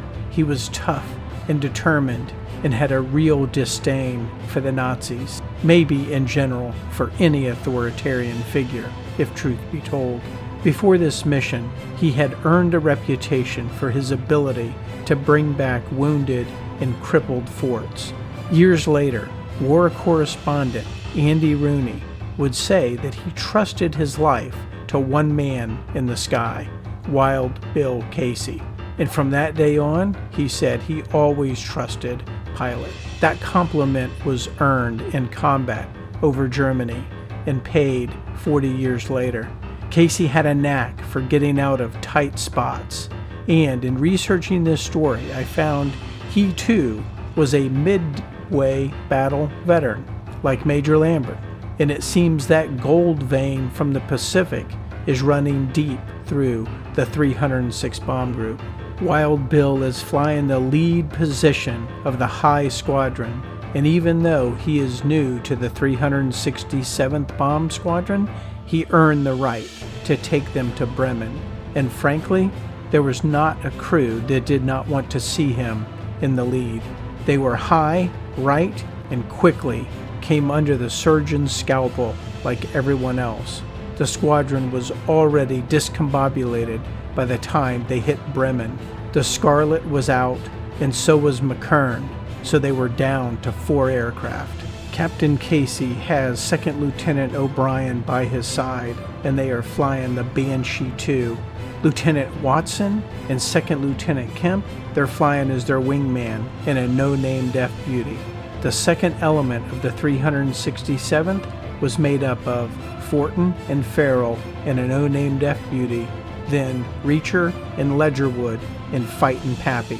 One of the most interesting outcomes of research is the reading of the mission reports for the crews that make it back to base. They are filled with emotion and sometimes unfiltered on what they really thought. Lieutenant Smith, flying the Meat Hound, who was the original co-pilot on Scarlet, makes the comment in his mission report, "There are too many aborting, too damn late." This comment adds perspective to the daily stress and tension that these crews are living with. There obviously is a frustration with pilots and crews who look to abort a mission over the littlest of things. This frustration comes to the surface when the crews that remain on a mission end up in a meat grinder due to poor formation. On the other hand, pilots certainly do not want to be challenged because they had to abort, and one does not want to be labeled a coward. But then there is the ultimate paradox that comes with risking a crew's life with an aircraft not fit to survive the maximum power required in combat scenarios. Lieutenant Smith's comments are not directed at the Scarlet specifically, but rather to the whole, which includes flight and ground crews. Everyone must be putting in maximum effort because results matter, and some of the consequences are eternal. The topic of aborting is the perfect lead-in to the life and death struggle that occurred in the 367th Squadron on this fateful day. Lieutenant Fortin and his no-named F-Beauty are holding down the bomb group's far right flank in the high position. As they approach the bomb run, Fortin looks out his left window and watches the number 2 engine catch on fire for no apparent reason. Fortin is amazed. He works with Lieutenant Farrell to get the fire extinguished, but this is an ominous sign indeed. Lieutenant Farrell makes the adjustments to the other engines to compensate as Fortin tries to keep her in formation, but the number 4 engine does not cooperate, and Lieutenant Fortin has to shut it down and feather the props. What kind of craziness is that? For no reason at all, he's down 2 engines, and they're not even over the bomb run. Fortin's no-named F-Beauty 42-53-94 is then hit with a horrendous attack that kills the radio operator, Tech Sergeant Quinn, the ball turret gunner, Staff Sergeant Barnes, and both the waist gunners, who died side by side, Staff Sergeants Peace and Dorian. The number 3 engine is shot out. The pilots flinch as the cannon fire tears into the wings just outside of their windows. One good engine. The choices are not good. Fortin has been able to maintain control, but the one good engine is going to drive them to the deck. Lieutenant Fortin calls it in and hits the bailout button, and the remaining crew members exit the aircraft. The 367th Squadron, just like that, is down to 3 aircraft. Boeing B-17F number 4229658 had arrived in Thurley on March 16, 1943. It was the aircraft Boeing built one ahead of the aircraft 4229659 Liberty Bell that was destroyed by Heinz Noker when he dropped the bomb on her. Lieutenant Watson and Lieutenant Kemp were flying this no-named F-Beauty and were well positioned as Captain Casey's wingmen. The Bremen gunners threw shells at her that peppered her with flak and caused her to roll towards Casey. Watson was able to maintain control.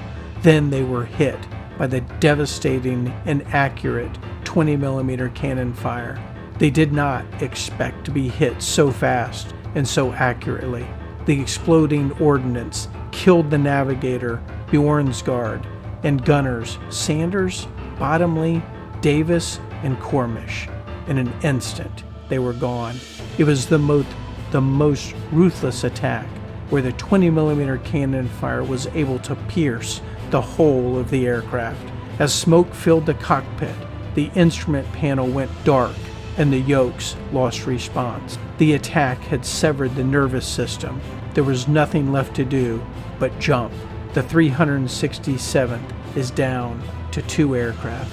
Wild Bill was in Banshee 2 because Banshee 1 had to be scrapped due to battle damage. The Banshee 2 would find herself in a similar situation as her predecessor. The Bremen gunners do a fine job of tearing into her. She is slowly being crippled by the loss of precious fuel and hydraulics. Captain Casey thinks nothing of it, and if he did, he was not going to have Second Lieutenant O'Brien think any differently. Casey had been in this position before, so he knew how to get home. Today was turning out to be a little different, in that wave after wave of enemy fighters never seemed to cease. His crew was exhausting ammunition. They were low on oxygen, and now the twin-engine fighters had moved in to dog them all the way home. Casey was quickly approaching the North Sea. He could see it well. He thought it sure would be nice to have some fighter support right about now, but the fighter support that he got was a twin-engine Messerschmitt with a nose full of 20mm cannons. Without delay, the Messerschmitt cruised in behind the Banshee 2 and unleashed a devastating cannonade that killed the entire rear of the aircraft. In an instant, the radio man and the gunners were dead.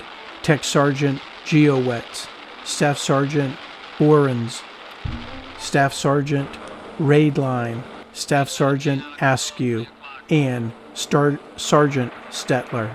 Most likely, the only thing that saved the crew in the front of the aircraft was the armor plating. What a waste of lives. The Banshee 2 cannot take another attack, so Casey turns her back towards the coastline so the remaining crew can have a fair chance at survival and evasion. Casey hits the bailout alarm, and the remaining crew gets out of the aircraft, where they will spend the next couple of years in a Luftwaffe prison camp. The Luftwaffe has finally downed Casey and taken him prisoner, which was another blow to the bomb group. The 367th is down to a single aircraft. 1 is the loneliest number. Would you not agree? Reacher and Ledgerwood would agree, as they were the lone aircraft left out of the 367th Squadron. There is no choice. They have to make a run towards the 423rd Squadron and try to attach for protection. Misery loves company, because if you recall, Captain Harwood from the 367th flying the slot of that element is down, as is Lieutenant George and Malin, and Captain Yuri was headed for the deck. That left Captain Salata as support, and he too was trying to get to the protection of the lead element. Reacher and Ledgerwood ramped up power, getting everything they could out of the Cyclone engines. In the nose of the Fighting Pappy sat Toggler, Staff Sergeant Edward Zababwa. He was manning the twin nose guns that had been retrofitted onto this aircraft by the ingenuity of the ground crews and the armorers. A Focke-Wulf 190 saw that the Fightin' Pappy was table scraps and made a nose attack. Fightin' Pappy's nose guns threw a stream of tracers at the enemy fighter, striking it and cutting the wing off, which threw the aircraft into a violent spin that disintegrated her. Second Lieutenant Harold Lane confirmed the kill. There was no rest for the gunners as the pilots tried valiantly to find some help. It did not take long for another attack to come. The enemy fighter started at 12 o'clock high, then wheeled to the 3 o'clock position, leveled off, and came in fast with momentum. The Fightin' Pappy crew was on high alert and called out the Bandit, 3 o'clock level. The Focke-Wulf gunfire easily pierced the thin aluminum skin of the B-17. The No. 2 engine took a direct hit. Then a 20mm shell hit the navigator, Harold Lane, in the leg that nearly knocked it off. Zababwa was begging for help. Tech Sergeant Schultz from his radio room was on the way. Lieutenant Lane was somehow still alive, while Zababwa tried to get a tourniquet on Lane's leg. Fightin' Pappy's right waist gunner, Staff Sergeant Durfee, stood nose to nose with the assailant and was able to hit the Focke-Wulf in the nose at 150 yards. The bullets pierced the engine that lit the attacking aircraft on fire, sending it into a tight spin as it passed under the Fighting Pappy and proceeded to disintegrate on its way down to the earth. Back in the nose, Zababwa and Schultz could do nothing else for Lieutenant Lane, who quickly passed away from the loss of blood. They sat for a brief moment in shock and then went back to their positions. Again, by some kind of miracle or divine intervention, the Fightin' Pappy would make it back to Thurley. It would be the only 367th aircraft to make it back to Thurley, and the crew simply commented in the mission report, "Rough." One is a lonely number, seems to be the theme for the day. Captain Salata and Bob McCullum, they were also alone. They were the last remaining aircraft in the second element of the Grim Reapers. Desperate for help, they too went to maximum power. Salata was going to get everything he had out of those Wright-Patterson engines. He was hoping he could get to the Meat Hound, or DFC, or PIP, anyone. The chances of Lieutenant Pollock making 25 missions was waning at a rapid rate. His navigating skills, at the moment, were not as important as his gunnery skills. Staff Sergeant Smoot from the Meat Hound's tail once again called it out. "Salata is alone, sir, and he's trying to hook up." Smoot was thinking how crazy this was. He had never seen anything like this before, and he did not think anyone would be going home. Staff Sergeant Farrenholden is Salata's engineer and the top turret gunner. He had made an early good impression on the pilots in the Grim Reaper Squadron. Farrenhold from his top turret gun called out an attack, 11 o'clock high. Salata went into evasive action. Do you think crew members ever thought that having a fellow crew member nearing 25 missions on an aircraft was an omen? If they did, today would be one of those days. Lieutenant Pollock was on his assigned nose gun and in the middle of the fight. Lieutenant Drew, the bombardier, was right next to him. Pollock was coaching him up. Remember to lead. Sometimes you have to shoot behind them and let them fly into it. He did not have time to explain. Drew was thinking to himself, "What have I gotten myself into?" Lieutenant Pollock is in quite the hot spot. We're going to have to leave him for a moment and jump over to the 4th Squadron, and we will circle back to the lieutenant a little later. If you listen carefully, you can still hear the frustration in his voice, wondering why, and having to throttle back so not to fly into another bomb group's formation. The voice you hear is Captain Yuri, as he vents with Lieutenant Sugg, who is agreeing with his captain. Hindsight is 2020. The 91st Bomb Group would lose 6 aircraft to the flak and fighters of Bremen. Their bomb group would also become disorganized, like picking at the fray of a hymn until you pull the right string and it comes apart. Our historical insight provides us with an opportunity to argue. Maybe they needed and wanted to slow down so that 306 could join up, as there is defense in numbers. Now let's add to that premise as we bring into our story the 4th Squadron, the 369th Flying 7 craft, in a high slot position. This means in the whole group of 26 aircraft, the 369th aircraft are flying in the catcher's position on a baseball diamond, behind Lambert, but at a higher altitude, the slot. Major Terry had the 369th in good order. Lieutenant McGoffin was in the co-pilot seat of aircraft 42, 54, 26, Fightin' Bitin', which is also the nickname of the squadron. You might say this squadron was in the catbird seat with a nice view of the bomb group below. As the battle started to unfold, Major Terry could see the rapid deterioration of the formation. He commented to McGoffin, the enemy's barrage flak defense was effective. What a sight it was. Hennessy and Wheeler, flying a no-name deaf beauty, looked at each other. Masked, they could only see each other's eyes, but vision paints a picture of 1,000 words. Hennessy simply said, "It looks like a thunderhead." Vintage and Maresh and another no-name deaf beauty watched as flak tore holes in the formations and lit aircraft on fire, and they thought to themselves, "Poor bastards." Then, with a brilliant flash, a very large bomb exploded near the bomb group, and Major Terry commented, "The bastards are bombing us." Briscoe and Sherman had our old friend the Skywolf 42-52-18 in the 3rd position of the 2nd element, and they would watch 5 B-17s go down with parachutes filling the sky, and they were sick to their stomachs when Lieutenant Hickey, the bombardier, pointed out a crew member was being attacked by a Focke-Wulf 190 while he was in his parachute. There was nothing the Skywolf could do, so the crew simply yelled, clenched their fists, and challenged the bastard to a real fight.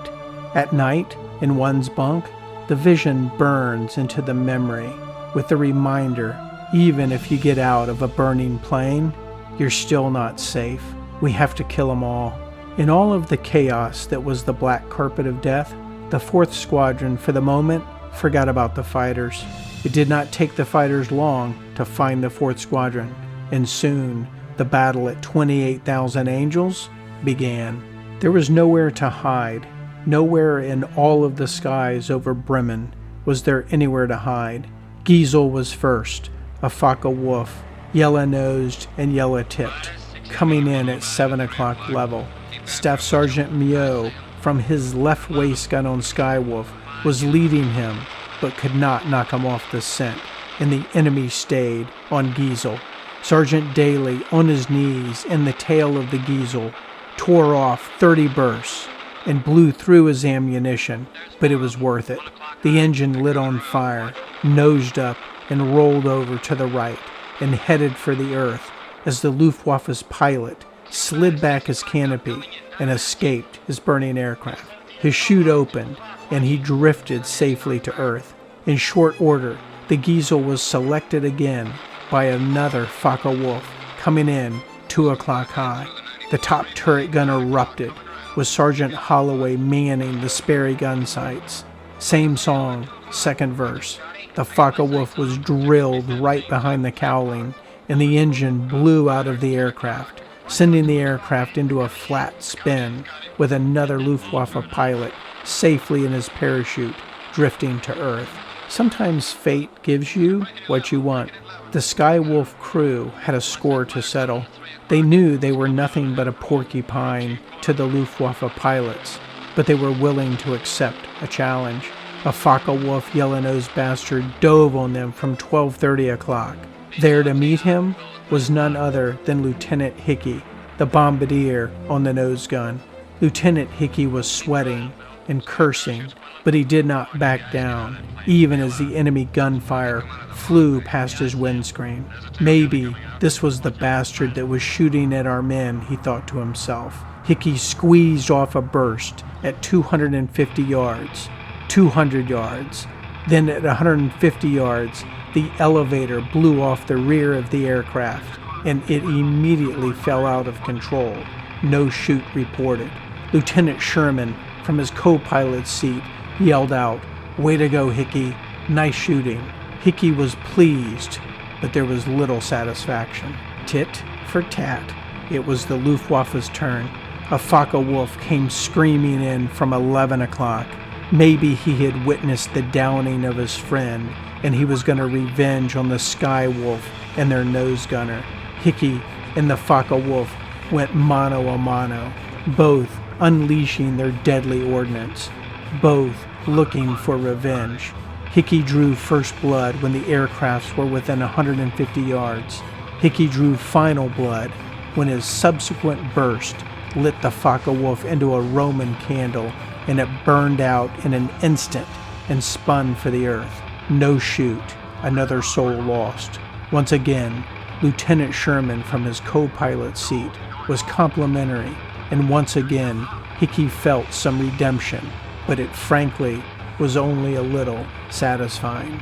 A single Messerschmitt Me-109 made one last attack on Major Terry's squadron as it chased them into the North Sea. That Me-109 was also dispatched, this time by Staff Sergeant Runnels in the tail of Vintage's no-name Deaf Beauty. The enemy pilot was able to escape his crippled aircraft. Sometime during the combat, it seems that, according to several accounts, that the 91st and the 306 bomb groups actually came together to provide mutual support.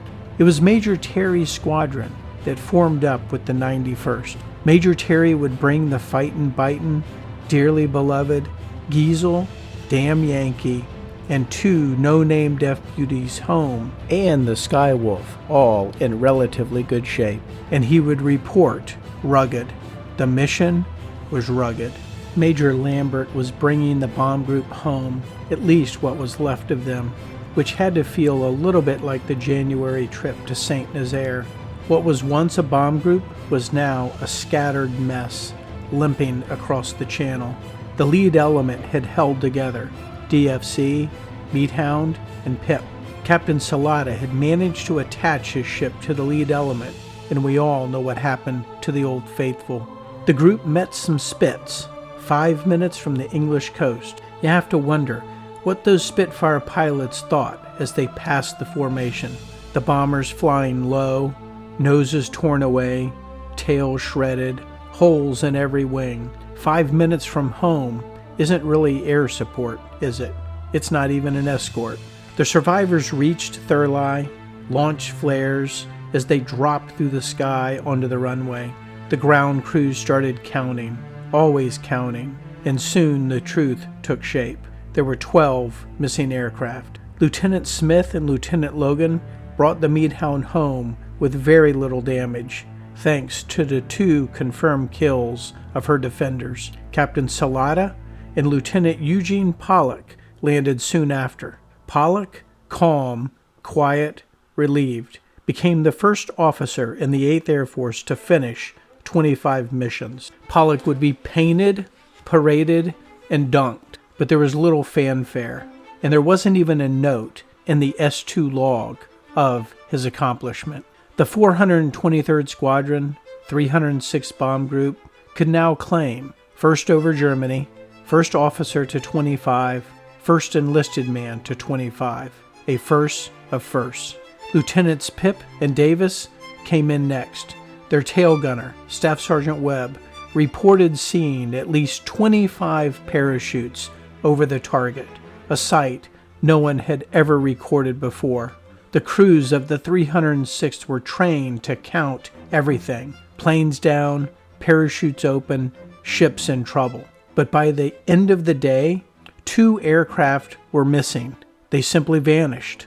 No one knew what happened. That's what combat does to you. It blinds you, and you only see your version of the world. Imagine watching a fortress go down and shouting for her crew to bail out, knowing you can do nothing for them. Imagine trying to jump yourself. The world goes upside down. You are pinned to the walls of the fuselage. You are stuck to the aluminum tube like some kind of horrible carnival ride, only this one ends in eternity. Imagine your chute catching on fire as you jump, or worse, floating helplessly, watching a yellow-nosed fighter banking back towards you. These are the images that never left these flyers, the pictures they carried home, replaying behind closed eyes for the rest of their lives. And maybe, when you listen to this story, really listen, you'll understand why so many of them never spoke of it again. We have passed the combat pinnacle of this story, but we are now climbing the Mount Everest of the rest of the story, the ultimate purpose of today's mission.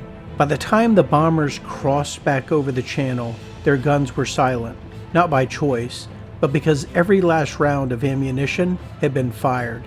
Never before had the crews of the 306th come home empty like this. In earlier missions, 1 or 2 positions might have run dry, but today, dry was the norm. Every man had spent it all, in blood, sweat, tears, and ammunition. Imagine that moment sitting in a fortress at 20, 15, 10, 5,000 feet. The ammo belts stripped bare, brass filling the floor of your fortress, the cold wind rattling through bullet holes in the fuselage, or even better, rattling through broken glass, not from bullets, but from the shell casings of the bomb group and squadrons ahead of you. You can hear the engines laboring. You can smell the burned oil. You can feel the aircraft shudder. And then you see them, the Messerschmitts, the twin-engine surgeons of the Luftwaffe, coming in close, carving through the formation with surgical precision. You have no bullets left, no fighter cover, only faith, aluminum, and a few steel plates between you and eternity. That was the reality on April 17th, 1943. The pioneers of this story, these boys of the 306th Bomb Group of the 8th Air Force, were flying deep into Germany, knowing the odds, knowing the enemy, and they still went. They weren't flying for medals. They were flying because someone had to lead the way. Someone had to stand up to tyranny. Someone had to free a continent. Because I do not know what I will find when I'm looking for something else, and because I do not look ahead, I am wondering how Major Lambert recovers, if ever, from leading this mission. So more to come. The 306th Bomb Group loses 10 aircraft and 100 men on this mission. 2 others crash land in other parts of England. April 17, 1943 was a reminder that statistics usually work themselves out, and the last 3 months had been an anomaly for the 306th. The bomb group would be taken offline for the rest of the month to refit and train the 94th Bomb Group. What do you think the 94th was thinking? Staff Sergeant Petrowski would share with his family years later that one day some replacements were sent in, and when they got a look at all of the empty bunks, they walked out, quit, and signed up for other jobs. There is a really good chance that day is today. In a conversation with Piotrowski's son, he told me something that stayed with me ever since. He told me that the worst job in the Army wasn't flying missions or facing flak. It was cleaning out the footlockers of the missing and the dead. In the days that followed Bremen, a daily order went out.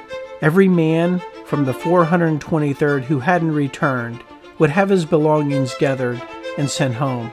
That duty fell to Supply Lieutenant Dudley Allen.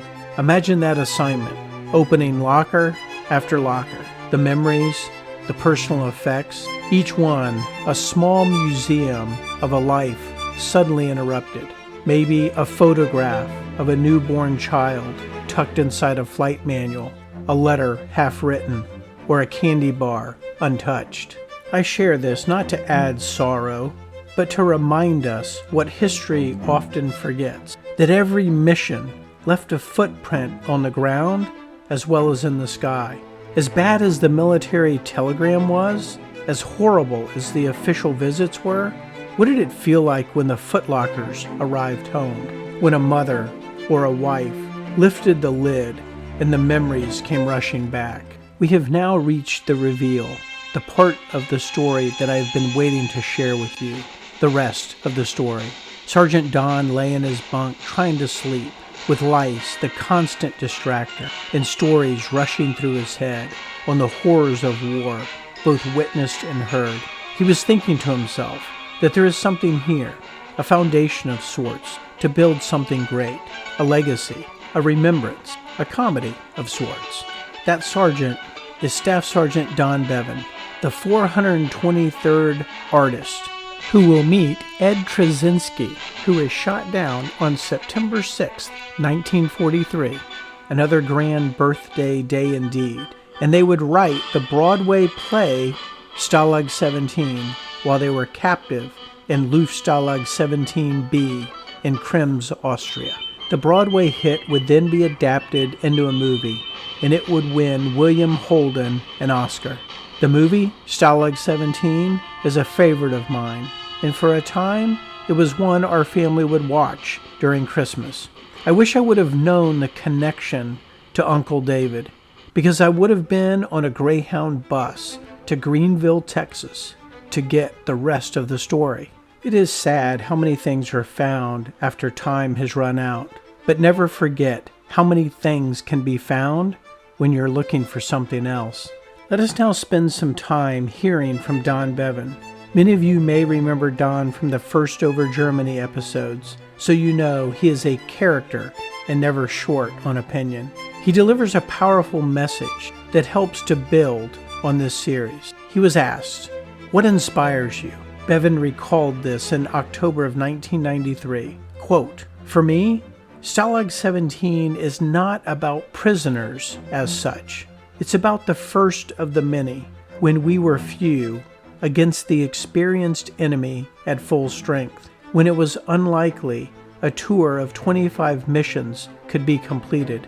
And yet, they climbed into the plains knowing the odds were stacked heavily against them. That's who the characters are drawn from in Stalag 17, the valiant first of the many." He continues, "However, for obvious reasons, too numerous to mention, the POW experience dominates the combat experience. You couldn't be transported hundreds and hundreds of miles around Germany for weeks, locked in an overcrowded boxcar with sanitation bucket and a starvation slop, and compare it with combat. You couldn't float around the North Sea for a couple of weeks, watching crew members dying from exposure. Finally, you alone in one dinghy, the dead piled in the other, drifting in the same current right along with you, day after day, and compare it with combat. You couldn't be confined in Belgium's St. Gilles prison for months, routinely dragged out of your cell each dawn, blindfolded and thrown into a lineup before a firing squad, spared for one more day by yelling, 'I'm an American, I'm an American,' and compare that with combat. There were 3,000 stories in the naked city of Stalag 17. That's what inspired me. I thought, every kid here has lived the story of his life. Deep are the roots. We can afford to play comedy. Bevan's words are powerful. They make us think deeply, to reflect and pause. As usual, his speeches and his writings make very salient and powerful points. And in this instance, he is saying and stating that the prisoner's experience versus the combat experience actually don't compare.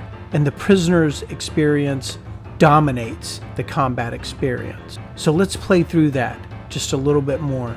We learned from prior episodes, specifically the deep dive into First over Germany, that Bevan is not without passion, nor absolute clarity that what he saw and what he did is the absolute truth. And you see, it is very difficult for us to argue or counter that because he was there.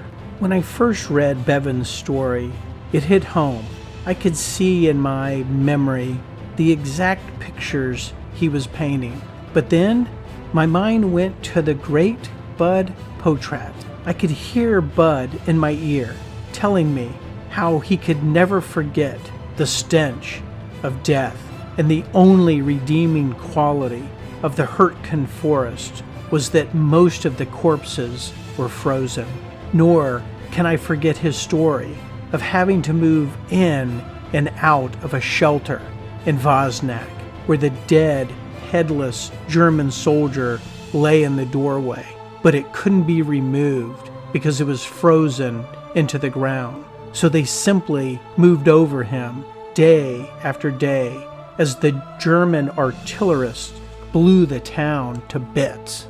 You see, Bud Potratz and others like him have similar memories, similar horrors, similar visions, smells, tastes that never left. Bevan speaks the truth, but it is his truth and others like him. Ultimately, comparisons of prisoners versus combat are hard. In the end, is one worse than the other if the hauntings are all the same? The celebrations for Lieutenant Eugene Pollock went into the night. Oh, and as an aside, if you're interested, go ahead and look up how Lieutenant Pollock devised a theory that was proven how you can shoot behind an aircraft and hit it while it is moving forward. Interesting indeed. As the evening went on, Steele and Wigington found themselves in the officers' club. It had been a very rough day. Both now of these pilots had lost their co-pilots. Steele had lost Arnold Carlson on a trip to St. Nazaire with Warner. Wigington now had lost his co-pilot, Robert Oscar Malin, on this trip to Bremen. And you know, they were thinking to themselves, I wonder if anyone is ever going to make it home. The April 17th mission to Bremen would have a very important outcome on the war. This mission finally put into motion the activation of the P-47 Thunderbolts, fighter support, so that they could provide protection for the bombers. The 8th Air Force Bomber Command would ask for and get 20 fighter groups to provide cover. In May, the P-47s are going to fly their first escort mission, while the P-51 was still in test mode. In closing, this was another chapter that came to light as I started this venture, and I'm so glad that I got to capture it and share it with you. Maybe I should stop trying to predict what the actual next mission is going to be. With that, I am certain that the next mission will be May 1st, 1943, a mission to St. Nazaire. The next mission to St. Nazaire is another first of firsts, and it will introduce us to an interesting and controversial figure in World War II, who is highlighted in the United States Air Force Museum in Dayton, Ohio. The next mission will also have the most devastating and heartbreaking impact to Steele and the Steele crew. I believe it. I believe it. You believe what? My wife. She says, "Darling, you won't believe it, but I found the most adorable baby on our doorstep, and I've decided to keep it for our very own." Now, you won't believe it, but it's got exactly my eyes and nose. Why does she keep saying I don't believe it? I believe it. I believe it. I believe it. The I believe it voice that you just heard is none other than Sergeant Edmund Trzynski, who was the flyer shot down on September 6, 1943, and who would ultimately partner with Don Bevan to write the play Stalag 17. He was cast by none other than Billy Wilder, the director of the movie, and brought in as a guest appearance. And now you know the rest of the story. Thank you for listening, and just think of the things you may find when you are looking for something else. And never forget that the past is never dead. It's not even the past. Gaspar, out.